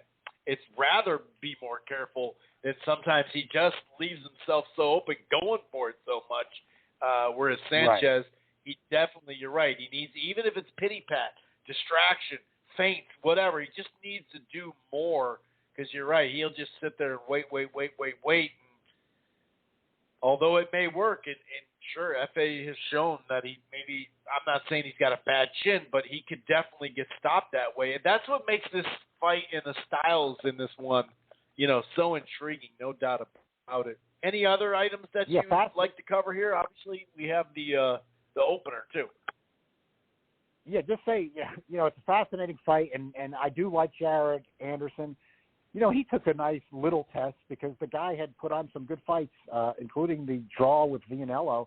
He wasn't looking that great in the first couple rounds. Then he knocked Kingsley eBay cold. That was a good win at this stage for Jared Anderson. So, he's got me interested. He's young. He's not one of these guys like everybody says, and it's true. He's not one of these guys that was one of these heavyweight projects that was a guy who didn't box and they got him into boxing from another sport. He's been boxing. And he's young. Power looks real. He's got amateur pedigree. Exciting prospect. And this is a good one that with PBC and Top Rank cooperating, we're seeing Anderson and we're seeing Sanchez. We're seeing Ajagba. And, Kanatsky, he might rebound. I think you make a good point that, that it's just bizarre to me, but I'm with you all the way. We talk about weights here, and I think you did bring up a perfect example. Even though it's way late in his career, later than it should have been, even though the guy wasn't that good. I mean, Chris Arreola got in shape, knocked out an undefeated guy. Like I said, I'm not saying the guy was anything special. He certainly was not. Definitely beat low-level opposition. But still, then he comes back. He has a war with Konatsky. Very, very competitive. I thought it was a great fight. Some people wanted to knock it, like you said. I still, even now, don't It was get that. A fun fight, man. Yeah, and then he lays off, but he gets in really great shape again. And he makes Andy Ruiz look not good. I mean, he drops him, hurts him badly again. And, Ruiz outdistanced him. But, I mean, he was right in that fight. He hurt Ruiz badly. I mean, I don't want to see the guy get hurt. He's taking a lot of shots. He's 41. But even though it was late, he showed that when you get the weight down at heavyweight, it matters. Right. And, another thing that's important with Chris Arreola, a lot of people never did know this about him. And it would and it was why he would look good in flurries at times, and you would think, looking at that body, where's this coming from? Especially when he would hurt a guy in his younger days. He was a light heavyweight in the amateurs. I mean, Chris Arreola was a light heavyweight amateur. So, when he was coming in at 250 and all that stuff, I mean, the guy was a light heavyweight in the amateur. He had some skills, but he just, the weight held him back. But now, late in his career, he showed the difference that, that makes when you get in shape. And just throw one more thing on that. Was doing a podcast with Lou Savarese as a guest a few years ago, was right before Wilder Ortiz. And, Lou, of course, a heavyweight contender. And, he did say, he confirmed the theory. I discussed that. And he said, absolutely. He said, heavyweights are not like the other weight classes. When you see a heavyweight weigh in, you know what the guy has done. You know what the guy has done in Very most true. of the time. It's not like the other weights. So, there was Lou Savarese, who became a legit top 10 guy, fought Foreman for the lineal title, and he was saying it. So, yeah, that's just kind of my final wrap up on that. But the other thing would just be, without getting into too much, but just like you say, Chris, about things that you frustrate you. You see these fanboys or certain things people say on Twitter. I mean, this is the heavyweight championship, lineal, transnational, the ring. We don't need bad IBF mandatories in boxing. I mean, Lopez is when they were going to fight, was a minus 1,000 favorite over Kambosos. I mean, it's not a good fight. I mean, Bob Arum was right about that. It's not a good fight. Yeah. I mean, that's why it's imploding. I mean, it's not a good fight.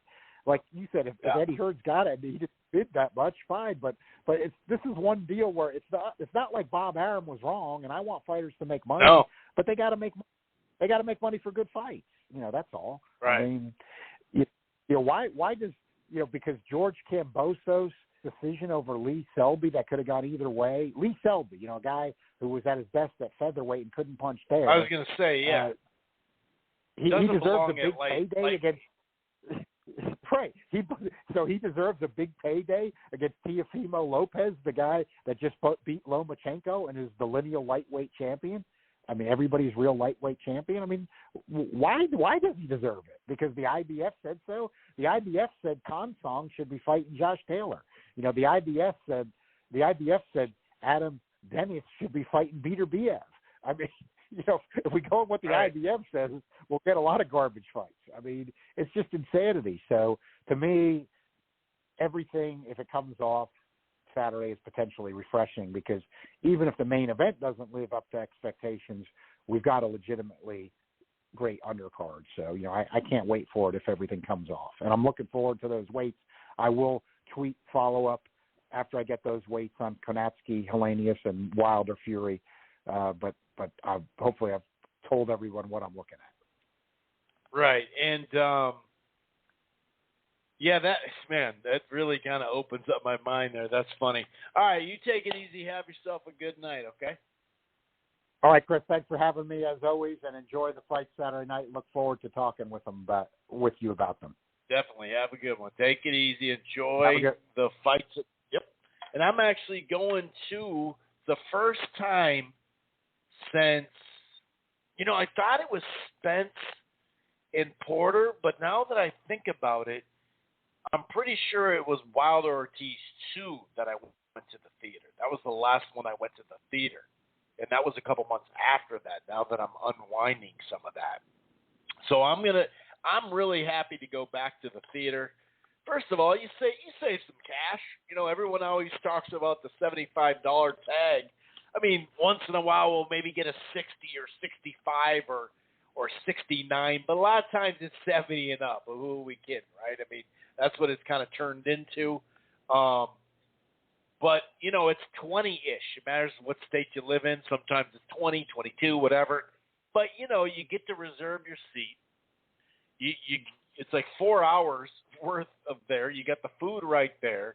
And even when there's like long delays, I remember that Golovkin-Canelo I saw in the theater, actually both of them, and that super long delay. Well, we just went out in the lobby, started drinking a little bit more, and watched college football, I remember, because the big screens are right there. So I'm really looking forward to going back to the theater. And for those who used to do that, all right, I should be back on. I don't know what the hell just happened, but my internet completely dropped on my phone and on the whole thing, on the computer, everything.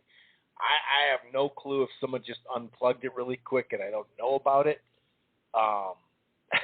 But yeah, luckily it was still 21 minutes left of the live stream, so I could just call back in and okay. Anyway, okay, we're good to go there. And then they changed, who was it? Changed another Nevada judge, Patricia Morse-Jarman, originally was chosen to work this fight, and now it is, I said originally, so who filled in? Westfield Moretta, Westfield. So who's it going to be? Where's my article? Dang it. Okay, Rochin, California Rochin, is that who's replacing it? Anyway, the biggest thing I'd say is Russell Mora. Some people don't mind him. Some people are like, "Ooh, I don't like that." It is what it is. But that is a change there. Now that FA, I've just seen FA so many times be so aggressive. And I'm wondering at this big stage if he's not looking for that one big punch. Because if he does calm down a bit, I am with John to think that he could win by decision, if not by TKO or knockout or something, because he does have power. But, man, I just seen the guy countered so much. Man, I don't really know. And then if Sanchez is like we were both talking about, only looking for the counter, well, you're losing rounds that way kind of too. So he's got to be more active. I'm guessing he's going to be. I'm going to take Sanchez by decision. I think that if he can just, add his jab, jab and pivot, turn him around, just keep him on the move, walk him into traps and whatnot. I actually do think Sanchez will win. And, I would like to see Koznowski on the scale to make sure he's not way, way too big. He was probably too big in that Areola fight. He definitely was in the, Helenius fight. I think he probably learned from that fight. So I'm going to go Koznowski, but I think he's going to be down in the fight for the first handful of rounds. I think it may change this time, whereas Koznowski got off to a good start, then got tagged, then got beat. Helenius has his jab. He has this outside stuff that he can really – it can work for a while. So I think he's going to be doing some of that. I think he's going to be, just at that right distance.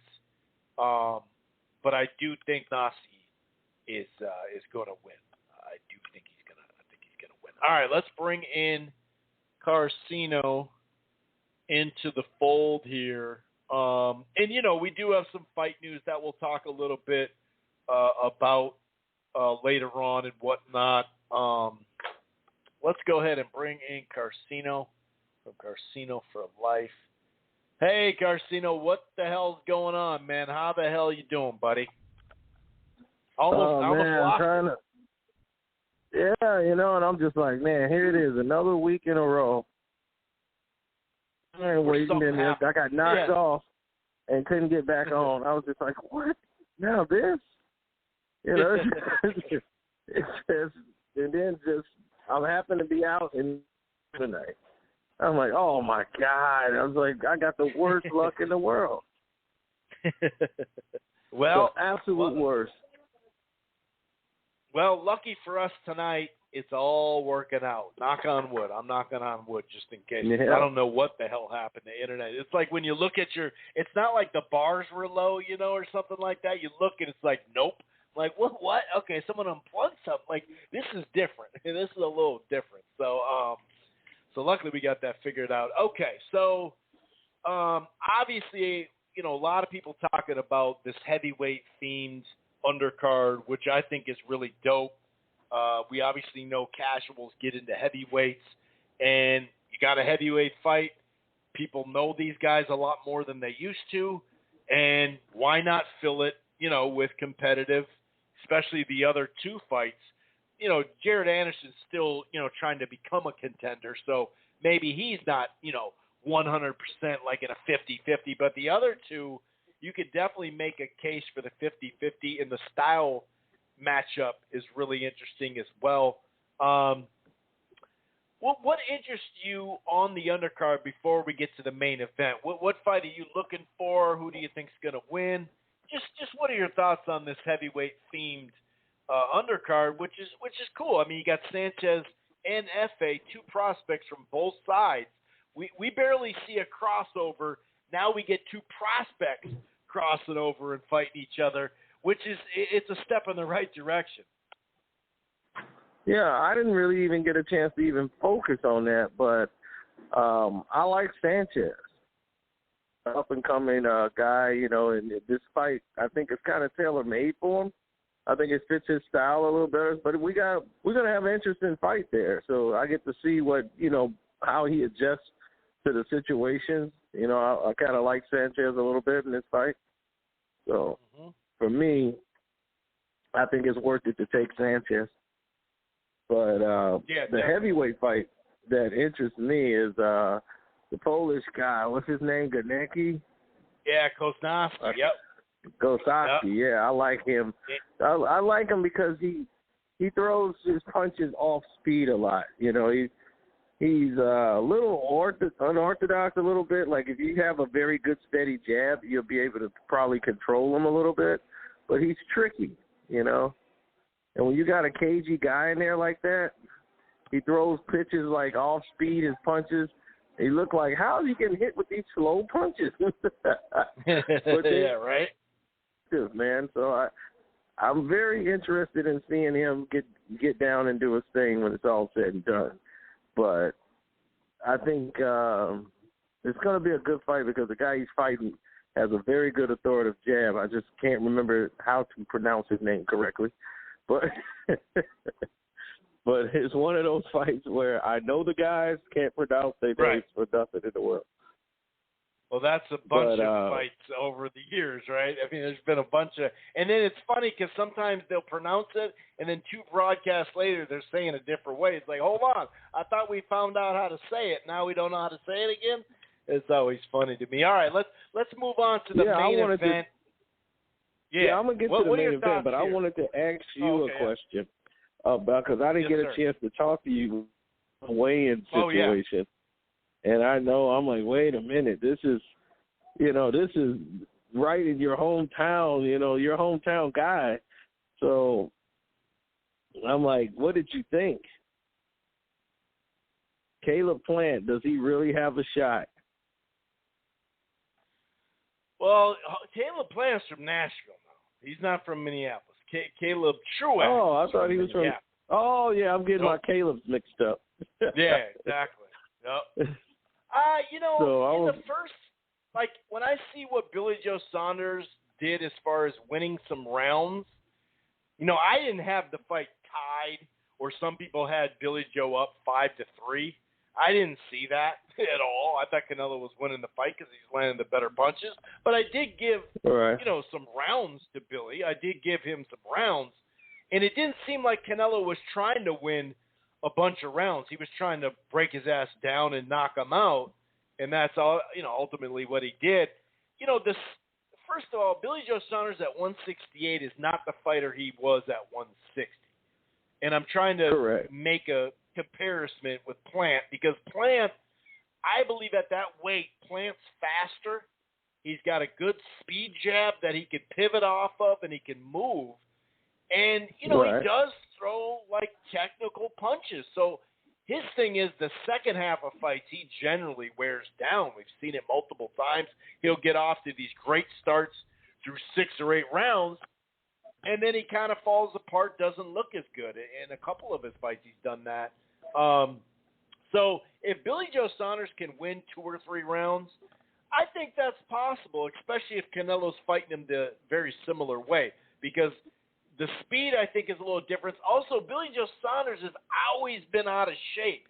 How many times have we seen him, especially at 68, look just horrible? I mean, he almost lost the fight to a non-brand guy, which was like, whoa, what's going on? You know what I mean? Whereas Caleb is always in shape, always ready to go, and so I think that helps him as far as just movement. Because Billy wasn't moving that well in there. I know he moved in 1 round, but to me, at 160 and a handful of years ago, that Lemieux fight and some other ones, he looked a lot better then. So I think Caleb will win a couple rounds early. I just think he'll wear down and get broken down, and maybe he's good enough to not get stopped. That's a possibility. Just defensive enough and movement enough, but. Yeah, I think once we get to the 4th, 5th, 6th round or something, I think Canelo's going to start landing the big, big shots, much in the way like he did with Billy Joe Saunders. Well, what are your thoughts on that? I see it exactly the same way. I think that he'll have some success in the middle rounds, Plant would, because he knows how to use, and slip a lot of shots that likes to throw. But I think body punches and the body attack, and I think he's much more an authoritative puncher than, Plant. Plant mostly lands that flash and catches you with good counter shots. I think in the middle rounds he would have some success. Yeah. And he kind of admires his work a little bit and is not as active as he should be. And I'm like, in a fight you need to have something to keep Canelo off of him and get Canelo's respect. And if he doesn't get that, he's going to be in trouble because Canelo's going to go to his body. Unlike Estocagay, who was basically headhunting and got back in the fight because he ran out of gas, I think that this will be a different experience for him. But he's tough. I mean, he's gritty. He knows how to get in there and grit it out. But I just don't think he got enough. He'll take it to the street. We've seen it. We've seen it on tape. Yeah. He'll take it to the street. He's not afraid. He'll fight a guy with a knife. He's not afraid, Garcia. Yeah, definitely. His buddy was all like, "Get the fuck out of here, man. He's got a knife." I remember that video. Yeah. I thought I was watching a movie. I know, right? Me too. I was like, "Oh shit, dude, this is actually real." Or, hold on, and he kept reaching for his pocket. It was like, "Whoa!" I kind of felt we're like we're all out right now watching the Yankees Wild Card game. So everybody's here doing that.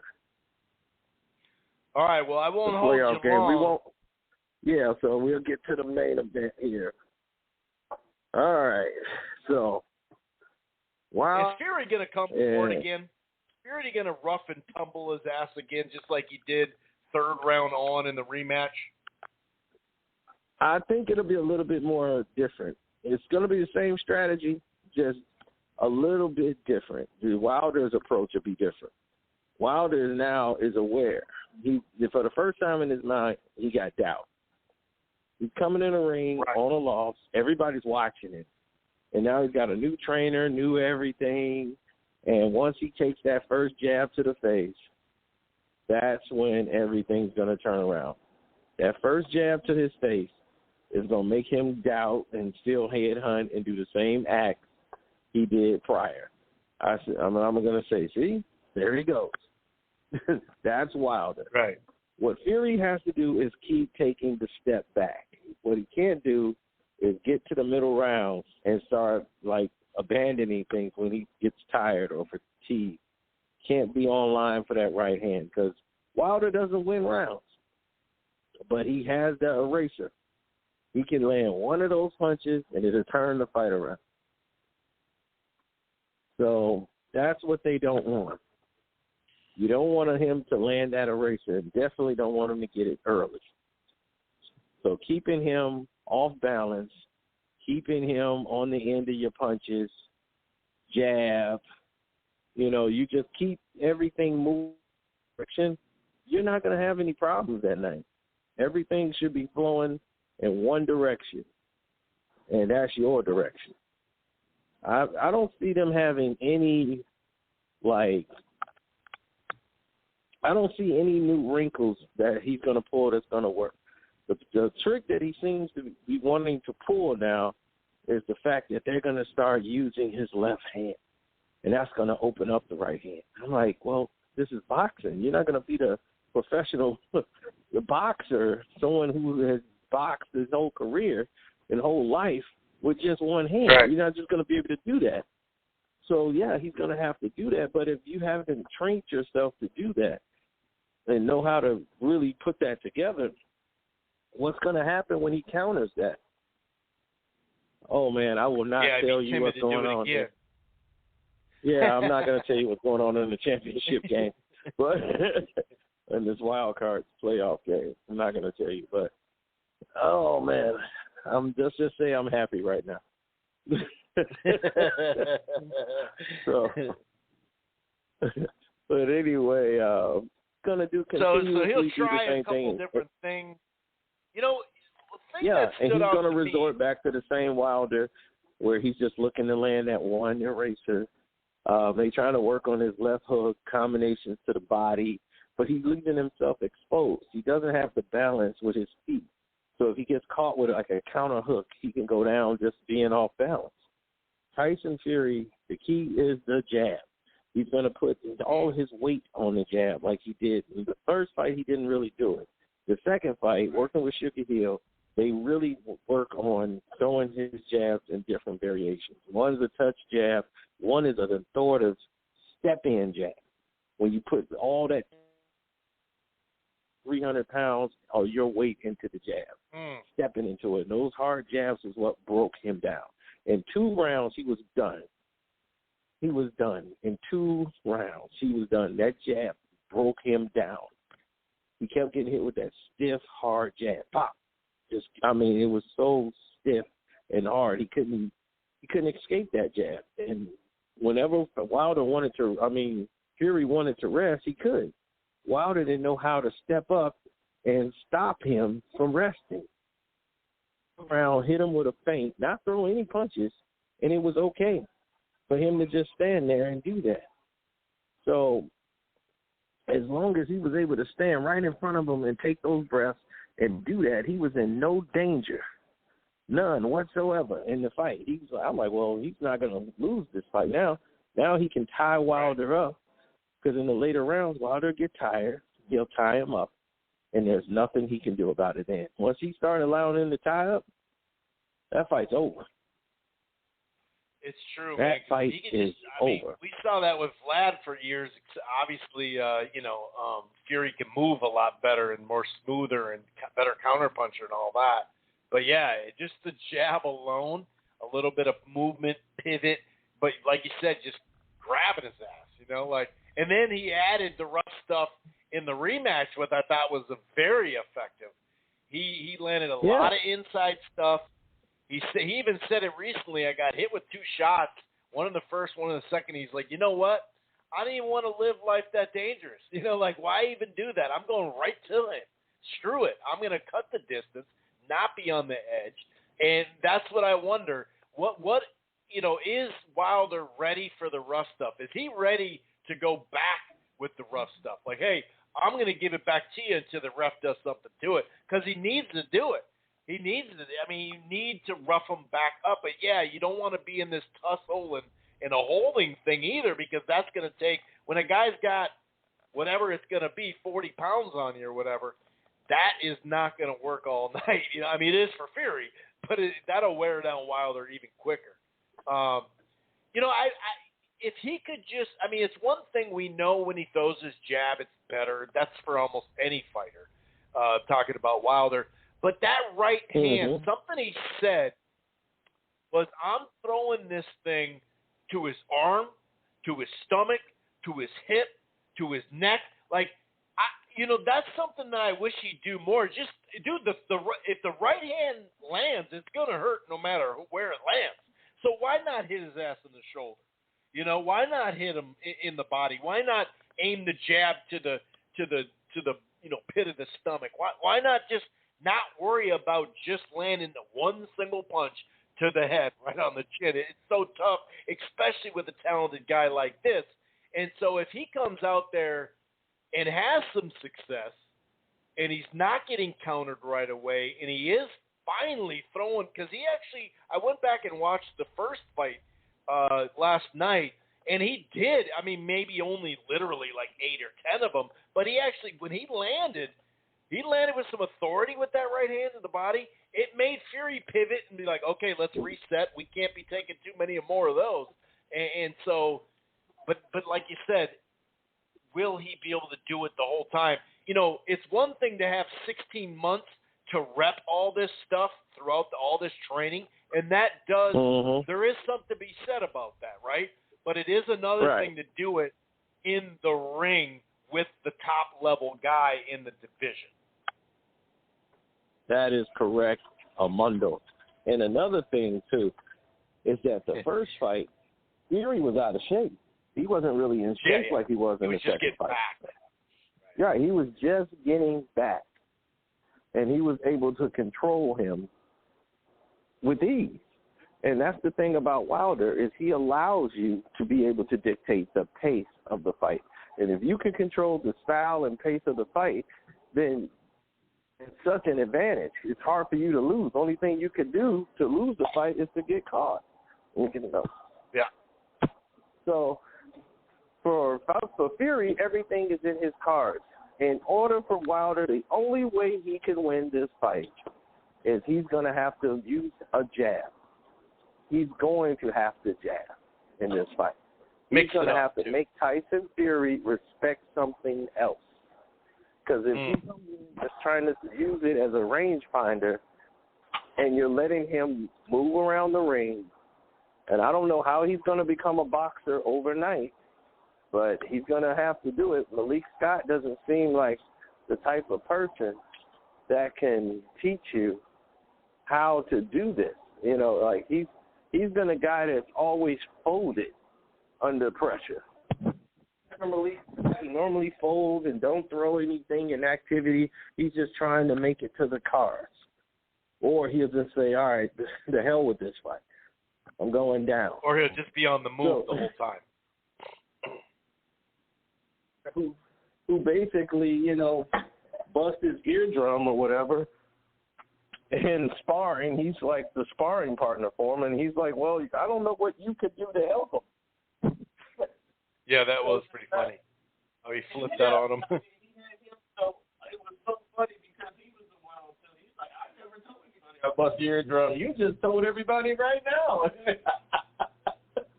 And he was like, oh, yeah, I did. Oh, I was like, this press conference, I was like, man, Fury's knocking out the trainer and Wilder. All in the press conference.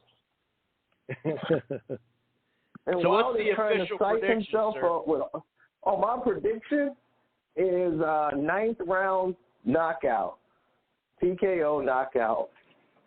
Wilder's legs won't be able to hold up. His balance will be off. He does not have good legs. He don't do road work. Anybody who don't do road work and work on their legs, they normally have problems in fights. And you can tell from looking at their legs. And Wilder doesn't have balance. He hasn't been taught. So when he gets tired and winded, he has nothing to fall back on. He telegraphs his punches. And he just starts winging. That's not going to work with Fury. Fury knows now from the first fight, from facing you the first time. He knows now. Before it was the unknown factor. He wanted to feel the power. So he felt the power in the first fight. And now he knows. He's like, yeah, okay, yeah, I respect your power now. So I know what to do. Stay away from that thing. Right. Exactly. I'm gonna shut that thing down. He knows how to step. When he shoots the right, he normally jumps back, let it glance off his shoulder. And then when he comes in with a jab, he throws a feint first, then he'll step in with a jab. He feints to get Wilder off his pivot, and then he just feints so when he can fire his jab, he leans all his weight into it. And once he does that, he's just nailing Wilder every time because Wilder responds to all the feints. I swear, all you have to do is watch the first 2 rounds again, and you're going to go, oh, my gosh, or the second fight, and you're going to say, this fight was over in the first 2 rounds, just off the jab. He didn't even have to do anything. He was hurt off the jab. He was feeling it. And mentally, you look at Wilder, he knew what was happening. Now, Sugar Hill told him the perfect thing in the corner. He said, oh, don't worry, keep doing what you're doing. Right now, he's thinking, he knows what's happening to him. It's like he knows what's happening. Like, he can't do anything about it. He's just hoping that he can land that bomb. Them. But right now, it's getting to him. And you can see Wilder's weight. I mean, right, his body language. You're looking at his legs. When them jabs was hitting him in the head, boom, them legs was buckling. It's going to happen again. He's going to start leaning on him, putting that 300 pounds on him, tying him up on the ropes. Wilder don't know how to stop somebody from tying him up and putting all this weight on him. He don't know how to get him off. He's waiting till the ref gets it there. If you do that, oh, you're in trouble. But this is what happens when you come from a football background, basketball background. There's too many of these football, basketball players trying to come into boxing with this, I'm just going to train for 2 years. You have nothing to fall back on, just your instincts. So I really don't see a way Deontay Wilder to win this fight. He's got to have the luck of the Irish, and he ain't Irish. So we don't know that for sure. Yeah, you're right. He might be part Irish. Just like Ali. Ali's Irish, right? Remember Ali was Irish. Mm-hmm. Probably got a Celtic cross somewhere. Yeah. All right, buddy. Well, I appreciate you taking time out, and I'll let you get back to the game, sir. All right. Thanks for having me on, man. Appreciate it. Where are you watching the fight? You going to go to the theater or bar or at home? Where are you going to watch the fight? I'm still trying to debate because I might be at the bar where everybody else is at, they got some hot chicks at this bar. But, oh my God! So I might be there. Hey, that doesn't sound like a bad deal. All right, man. Well, wherever you watch it, enjoy, buddy. You take it easy. All right, take it easy. Yes, sir. Peace. All right, Carcino says no bueno, no chances in hell. You know, going back to that first fight in the first 4 to 5 rounds, and I'm trying to make a point of it wasn't just 10-2. Now, he won the fight cleanly. I didn't think it was a draw. Okay, I'll say that. I know he knocked him down twice, and he damn near knocked him out. I was in the theater. I was like, nope, it's over. Some dude, sitting next to me was like, oh, he's getting back up. But when you look at it, and, I'm not this huge CompuBox guy. Oh, look at the CompuBox tells the whole story. It can help you, if someone says, oh, the jab was killing him. Well, not really. He out-jabbed him or whatever, that type of thing. And, of course, there's pity-pat jabs. There's all sorts of types of jabs, you know what I mean? But when you look at those, like I said, going back and watching it last night, those first 5 rounds or so, it wasn't just there wasn't a whole lot going on. And I thought that, and I'll just give you an example, okay? Total punches, landed. It's not so much thrown. We know Wilder threw more punches in the first fight, but that, accuracy was totally on Fury's side. But first round, 6 lands to 4.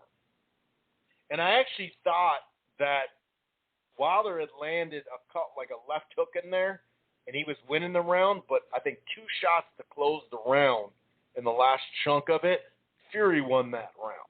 And he did that a lot, and that's what I'm saying. Like, he did that more than people remember. Second round, 5 lands to 3. But you could make an argument the left hook from Wilder may have been the best shot. Now, the third round, 11 to 4, that's when I think he had like a 3 or 4 punch combo that really landed heavy. And it was like, oh, okay. But then back to the fourth round, 7 to 5. Fifth round, 7 to 6. Sixth round, 9 to 7. Seventh round, 7 to 5 in favor of Wilder. Eighth round, 8 to 7. These are lands. These aren't jabs. These are lands. 10th round, 10 to 1. That was after the knockdown. The biggest discrepancy was 13 to 7 in the 9th round for Wilder, but he got right back on it and was 10 to 1 them in that next round, and then 4 to 3 Fury, and then 11 to 5 in favor of Wilder in the last round. Now, I don't bring up CompuBox just for the hell of it, right? But it wasn't just, it's 10 to 2. You gotta at least, and I'm talking about 1 or 2 rounds here. Like I said earlier, it'd have to be 7 to 5 to be a draw with those 2 knockdowns, and there's no way I saw 5 rounds for Wilder. I would have to go max 4, but I was comfortable with 9 to 3. But there really wasn't much going on, and I thought Fury did a good job of landing the better punches most of the time, and that's why I gave more, that many more rounds. But my point is, to say he outclassed him and just easily won the fight, it's like, hold on, dude, that wasn't a master class. He landed 84 to 71 as far as the difference there. And we know who landed the harder shots within the fight. Now, another thing about that 12th round, I watched it again last night, right? And actually, after the knockdown, Wilder landed about 3 to 4 really hard punches. And then kind of started gassing. And then later, after he had held a couple times smartly, then he landed that counter right hand in a left hook too. And that turned that round better down the stretch. But it wasn't this dominating 12th round after the knockout. It just wasn't. It just wasn't. And what would I say? 11 to 5 was that last one. It really wasn't as dominating as I thought. He stuck Wilder and contained him the rest after that. Literally, he caught him with the punch that Carcino was talking about. in an exchange, and it literally off-balanced Wilder, and it looked like it buzzed him. Like John said earlier, on the verge of being very hurt. A couple more shots, and that could have changed that. And I'm not saying he won the fight, okay? He didn't win the fight. First 2 rounds, I do disagree with Garcino on the first 2 rounds. I mean, the man even says it himself that there was 2 right hands, one in the first, one in the second, that landed really, really hard. And once again, just looking at it, just randomly, 8-5 Fury in the first round, 11-8 Wilder landed. I thought he won the second round. And I know, like, sometimes you get so used to seeing someone get their ass kicked or lose rounds, right? Like, he lost a bunch of rounds in the first fight. Wilder did, obviously. And then from the third round on, he was just getting drilled. Now, some of that was the equilibrium. Let's not act like when he says that jab wore him down, I totally disagree with that. Now, it did damn good, and it set up a lot of big shots. I'm not saying that, but it wasn't after the first 2 rounds. He actually flipped the script, and he said this multiple times now, Fury, that I'm just going to go to him, I'm going to cut the distance, and he roughhoused him. That straight, almost clothesline left hook that landed a lot of times on the ear, partially Wilder's fault, like I mentioned, I think I've said that twice now, for just bending over and trying to get away from a shot, just bending over to the side. That left his whole side head open. And he kept delivering that shot behind the ear, on the side of the head, to the ear, obviously. We saw that thing swollen up. But in the first 2 rounds, go back and look at it, it wasn't this domination. He actually, like I said, Wilder landed 2 punches that kind of stood up Fury a little bit. He even said it in the ring after the fight. That first right hand you got me with, I was like, holy shit. He even said it to him right there in the ring. Then after the equilibrium shot, it was over. And I give credit to Wilder for making it through. I mean, his legs were gone, and he kept getting up. And it was good that his corner threw in the towel, obviously. But I give credit for Fury to say, you know what? He told us all what he was going to do. And after the first 2 rounds, he had seen enough, and he did it. And I just don't – the fact that he can go outside and inside and win the roughhousing battle, you know, I think the best thing for Wilder is to sit there and take control of the fight right away with the jab. You're going to have to push Fury back again. Not the whole time. I just don't see him, you know, Wilder being able to move the whole time. Now, we've seen him do head movement. We've seen him maybe take a step to the side in these drill videos, I guess you could say. That kind of sounds like UK drill. You know, like they're running drills, right? They're practicing and stuff. And he's going to have to move his head. And when I once again watched that first fight, now it didn't happen much, but there were moments where he did actually duck his head left, right, and didn't just sit there and bend over to try to evade a shot. But I still don't think he's got an answer for him on the inside. I really don't, unless he's going to rough him up. Just like Mayweather used to do, you put that forearm in the neck. Like, you got to do something, dude. You can't just let a dude bully you. And I'm not saying it's easy. The guy's got weight on you. He's a very talented fighter, clearly a more talented fighter than Wilder. That's not going out on the limb, obviously. But, you know, jabbing more, moving more laterally from time to time, resetting. But the key is, yeah, the left hook, that's great. Left hook to the body, left hook to the head, set it up. The jab, like I've mentioned, but that right hand, I hate to be a broken record, but he's got to throw that thing everywhere. On the hip, dude, you want to slow his ass down? You want to hit some of that stuff that's loose. There's stuff on Fury, and I'm not trying to fat shame anybody. We're talking about professional fighters here. He's got shit loose down there. You got to hit the loose stuff so it jiggles. I know that sounds funny, but he's got to make it. He's got to make him jiggle. Wow, that got weird quick. But he's got to throw the right hand wherever it lands is going to hurt. So he's got to do that, but he's got to stay with it. And I do wonder, like Carcino said, the first time he gets countered, he's not afraid of getting knocked out or anything like that. He's taken Fury's best shots probably. I mean, both of them have, and that's what I do think, though. It's going to be a little bit more like the first fight, and we'll see if Wilder's made the adjustment of head hunting and windmill punching and wide hooks and wide right hands. And that would usually come after he landed a good shot. It's like, oh, I got him with a good shot. All right, let's capitalize. Okay, let's capitalize, but let's land punches, not just the power punch or the one-shot KO. So I actually think in the first 5 rounds, it'll be a little like the first fight, where it'll probably be 3-2, and I know people think it's sacrilegious to give him an extra round or two in that first round. They think it's 10-2, dude, 10-2. It's like, dude, not much happened, though, in those other rounds. There really wasn't a ton of rounds. Like, there's a good 5-6 rounds where you're like, yeah, I mean, I give that one to Fury. He won the round, but, you know, and that's where I'm like that little minor, like I mentioned, that little percentage jump, that 10 to 15% percentage jump. Can Wilder make that big of a difference? I'm not sure he can. And Fury has another plan that he can go to and go to it very well. And so let's say he gets stung on the way inside with something. All right, then I'm going to be on the move.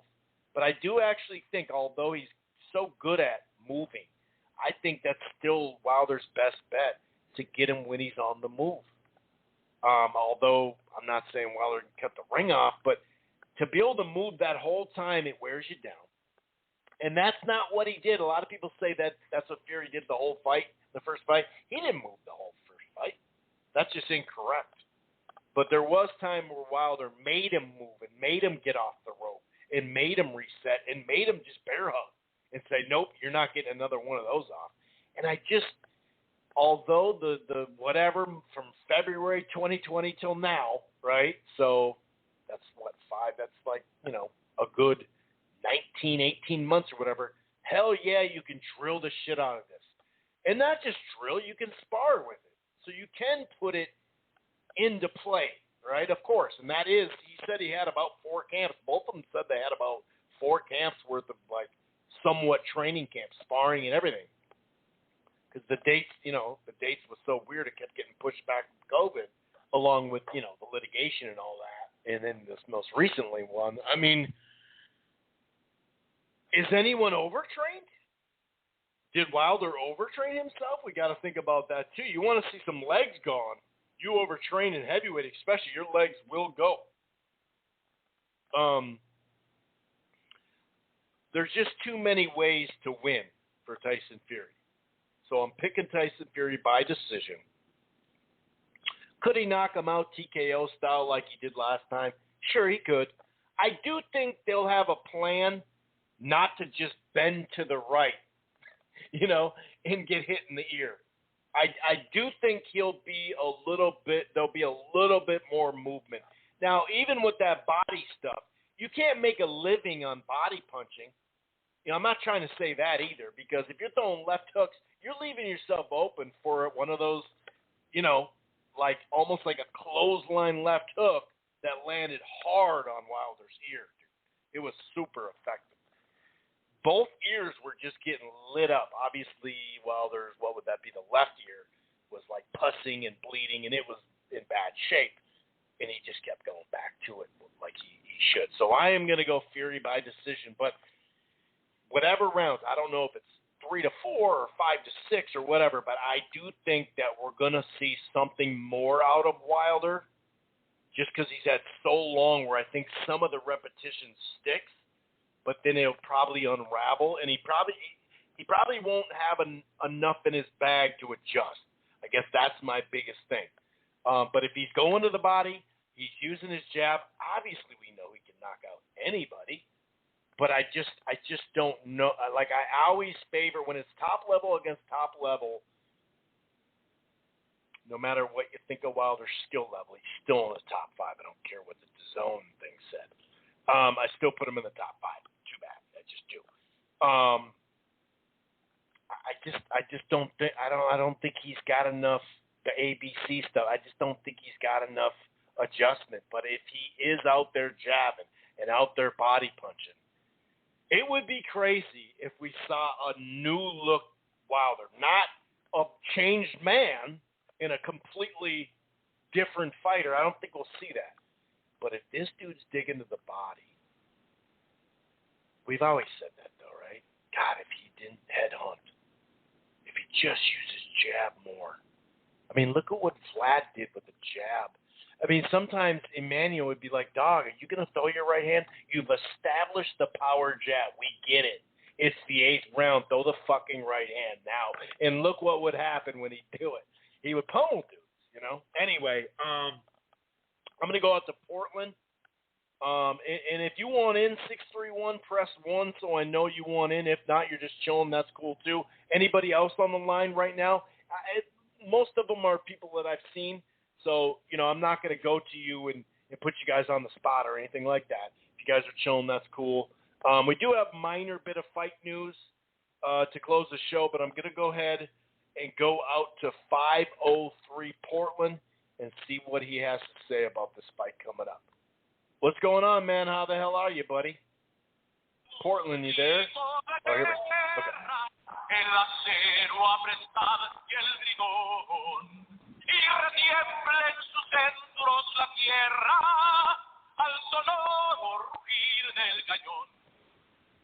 Okay. Yo, what up, Chris? Hey, yo. Hey, I messed up a little bit on the beginning, but all is good here, bro, in cold, rainy Oregon. But, everything's good, brother. How you doing, bro? I'm doing good, man. Doing good. You know what? Dude, it was like 77 degrees up here, which totally shocked me today, man. Yeah, it's been a really nice fall randomly. Shit, last week it was like 88 and stuff like that. So, you know, in some ways this global warming and this climate change is helping us in Minnesota. You know, ultimately, it's not great, but it feels warm right now in October, so I'll take it. Yeah, hell yeah. Glad to hear that, man, because I know you guys get it pretty rough out there with the snow and stuff. So glad to hear that, bro. But yeah, man, let's get into it. But before we get into this weekend's fights, let me just mention I missed to talk about Joshua and Usyk, and just wanted to say, man, an old king is dead, and the new king has risen, man. Usyk, man, defeated him by unanimous decision, which was crazy. I thought that was a shocker because him being it being in England, so you know that should I gotta give props what's due, man. And but man, I thought that the fight was exciting for being away for in all honesty, man, this was definitely a casual fan's fight because I was hearing this in other like at stores where I was at the GameStop real fast and I could hear some people talking about it. So I thought that was pretty cool. You know, they're mentioning Joshua. So I think he is he's coming along with these casual fans. But as far as that, I just want to give Usyk his props. The guy did good. He's definitely shooking up the heavyweight division with that win, man. And but he deserves it, bro. He deserves it with this one. And we'll see who he gets and what is for his. Oh yeah, he gets the rematch, right? With Joshua. So that one should be great. Right. So and I'm sure it's going to be. Is the rumors true? But I'm hearing it's going to be in Saudi Arabia. Is that correct? Oh, we don't know for a fact, but they came knocking. It does sound like that at Eddie Hearn's door. You know what, man? If that happens, man, Joshua's he's some sort of A-side, man. Like, holy crap! Like you could bring him out there. Like, holy shit! Like I think that's that's pretty cool on his side, just being like holding that A-side. If you could bring a fight out there, like just how you did to Ruiz, you know what I mean? Like just, I think that's pretty sweet, but you know what I mean? Like, to try to get the belts back. But yeah, that looks for early, 2022. So, can't wait for that one. And, but yeah, man, let's get into it this weekend. A lot going on, man. And, this card is pretty stacked, man. I do know, I like the rematch between Robert Helenius and Adam Konaki. We saw the upset win a while back. I can't remember if it was late last year or early this year, sometime. But I remember March Adam 2020, Konaki. dude. March 2020 is the last box show Okay. that they did before the pandemic. I just checked. Oh wow, that's okay. Wow, so that's something special then for sure. And but man, yeah. So let's see. And you know what, man? I got Adam Konaki winning this one. I think he maybe might have taken Helenius a little, not that serious. And I could see him righting his wrong here. So I could just see him being the faster fighter. But Robert Helenius has got, he's a big dude, man. So we and he's been training. From what I've seen, he's been recently training with Wilder. So. That's pretty cool. So he's coming in ready for sure. But yeah, that fight should be a sick-ass rematch, in my opinion. But yeah, as far as that, I got Adam Konaki winning that one. And the other heavyweight fight, Frank Sanchez, Efe Ajagbe. Man, this one I like this one because this is kind of like this is Top Rank versus PBC, right? Yep. Both unbeaten. Yeah, both unbeaten too. So, man, as far as if I could say something, I like Frank Sanchez. Him being with the Canelo team. With Reynoso. They seem like that. It's a family over there. I like to root for him, but the thing is that with Efe Ajagbe, sometimes when what I've seen with Efe Ajagbe. Him being with Top Rank just kind of scares me a little bit with this fight coming, this fight happening because, if something that Top Rank does right is that they get you ready for your big fights. There's been a lot of fighters that have gone through the gauntlet in the Top Rank stable, but they get them ready. So, but I'm hoping Frank Sanchez gets this one.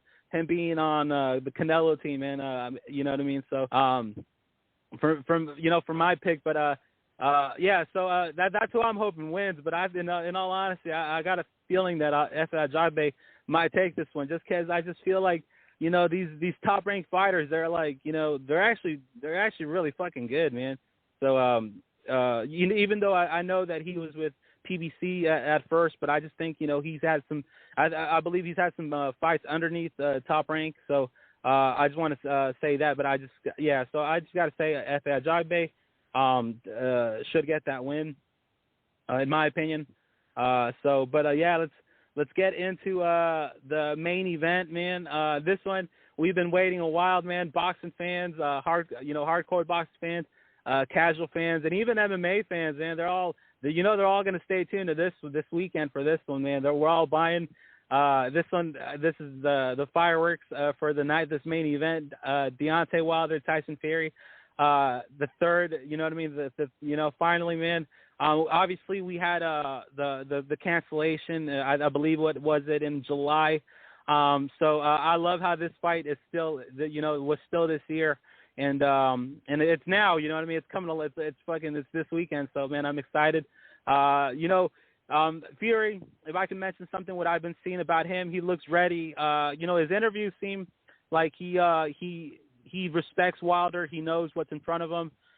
He doesn't really want to answer Anthony Joshua questions like what he needs to do next or if he's next for an opponent. I like how he's just answering that. Deontay Wilder's in front of him. He's focusing on him, and obviously we all seen the second one, man, and with the beating that he received, right? So, but I just with Deontay Wilder, man, with this new trainer Malik Scott. At the beginning, I didn't really believe in Malik Scott, and his capabilities of maybe changing Deontay Wilder a little bit. But man, as much as I'm seeing a little bit of different things with Wilder. I want to believe. Sometimes, maybe he wasn't meant to fight. We all seen his career, Malik Scott, but maybe, he's destined to be a great trainer, and he's got something to prove too come this weekend. So I just want to, with this fight, I'm going to make a bold prediction. I got Deontay Wilder by third, fourth round knockout. I just feel like they're just gonna at the first. I just feel like the first round. I just don't feel like there's gonna be a feel out round. I just think Deontay Wilder's gonna come in there.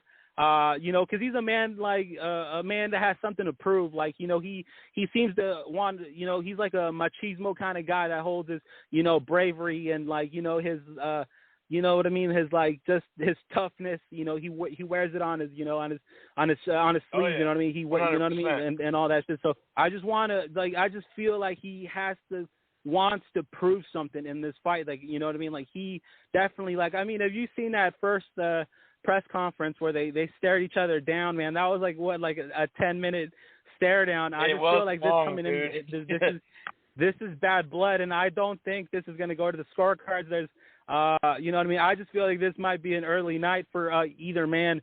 Obviously, Fury's going to come in there heavy. If Fury comes in the same weight as last time, I just feel he could do good. But what I want from Wilder is to come in heavy in this fight. If I could have a wish for this fight, is Deontay Wilder to get heavy for this fight. And I like how he's doing more weight training. He's showing off that he's doing some bench pressing, more weights in the training camp. So I'm hoping but what I got is Deontay Wilder finishing this fight. You know what I mean? So that's what I got. So because I don't know, I just see some hunger in him. I definitely see a hungry fighter in this guy. So, but I got Deontay Wilder third round, fourth round knockout, and that's my prediction for this one. And maybe maybe getting a fourth fight between these guys at the end of this whole thing. So, but yeah, man, that's my prediction for that. And crazy, what I like, that would be dope. What I love about that this much whole bigger of a star too if he knocked Fury out this way, because Americans love a comeback story too. Oh yeah, man, dude, he's got that eraser, man. I believe in it, man. I believe that he can knock any man out in this fight. And in all honesty, too, man, and if I could say something, I just feel like these two, right? I just feel like the only man that beats Wilder is Tyson Fury, and the only man that could beat Tyson Fury is Deontay Wilder. And so, with this fight, it's perfect. Like they were meant to have, I think maybe four fights. You know what I mean? So I just would hope for this, man, because this is exciting. Because this is definitely like one of my kind of fight. It's bad blood. Wilder, Fury, they seem to really hate each other. Like I said earlier, that stare down was dope, and if you haven't gotten a chance to see it, I would tell casual fans to go watch it right now because it was intense. You know what I mean? So, but yeah, man. And as far as that too, man, if I can mention, I love also too the referee change that happened in this fight that you mentioned earlier, Chris, because what is his name, Russell Mora, and if you've seen him, man, one thing I like about him is that he kind of lets the fights go, especially in the clinches, and he lets fighters kind of go out on their own terms, and so this is going to be, I think this is definitely a really good fight because of this referee. But and hold on, let me see my notes real fast. Oh, and also too, man, the excuses of Wilder coming along in the into this fight, I don't, you know what I mean. I like Deontay Wilder, you know what I mean. I like the guy as a fighter, but I didn't really respect on what he was. All the excuses coming along into this third fight, blaming his coach, blaming his suit, blaming the water, blaming anything that you could blame on for what happened, but man, I just hope, there's nothing else to blame after this fight, man. So, it just seems like, I just don't think like I said earlier, like, I just don't think he's going to, this fight's going to go to the scorecards. You know what I mean? I definitely think third or fourth round, but yeah, man, but as far as that, yeah, that's my prediction, man. Deontay Wilder, third, fourth round knockout. I would tell casual fans, MMA fans, definitely don't miss out on this one, man, because I just think this fight's going to be historic, in my opinion, you know. But yeah, man, because it just got that feeling, man. You know what I mean? Like coming into this fight, bro. It's got that. To me, it's got that feeling again, man. Because you know what I mean? There's fans. There's gonna be fans allowed.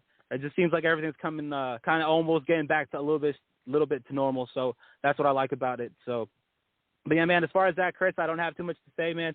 You know what I mean? And I want to thank you for having me on, man. Viva Ropedope Radio and Viva Mexico, cabrones. Yes, sir. Enjoy the fight, man. Put something in the air. I know I will be taking little breaks in the car like I'm a teenager. Go back to the car real quick.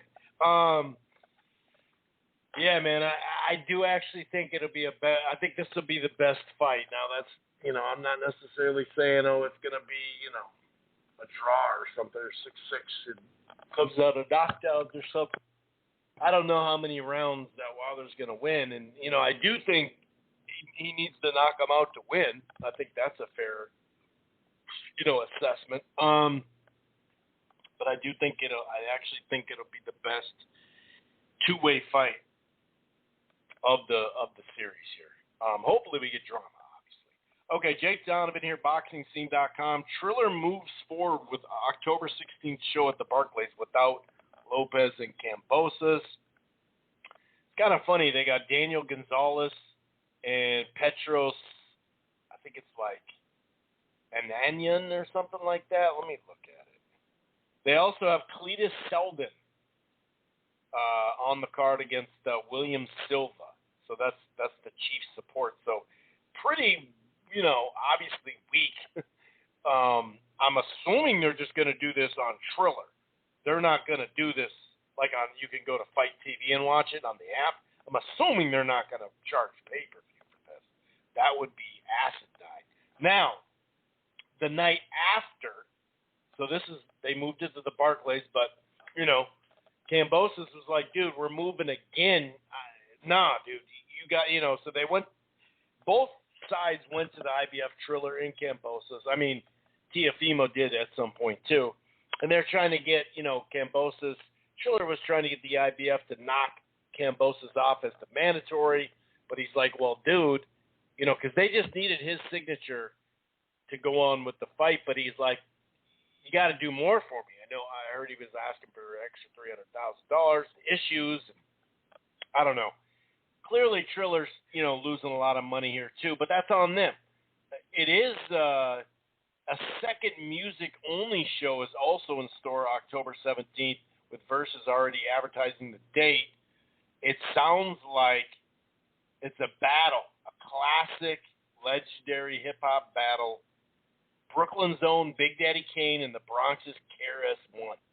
For those in the know, back in the day, Big Daddy Kane, KRS-One, sign me up for that. This is what the COO, I think, said. This is why Triller Fight Club got into boxing business. We are not a promoter. We don't have a stable of fighters and are not here to compete with actual boxing promoters. We want to provide entertainment for boxing fans, a night of boxing with musical acts to help you attract a new audience, yada, yada, yada, which I agree.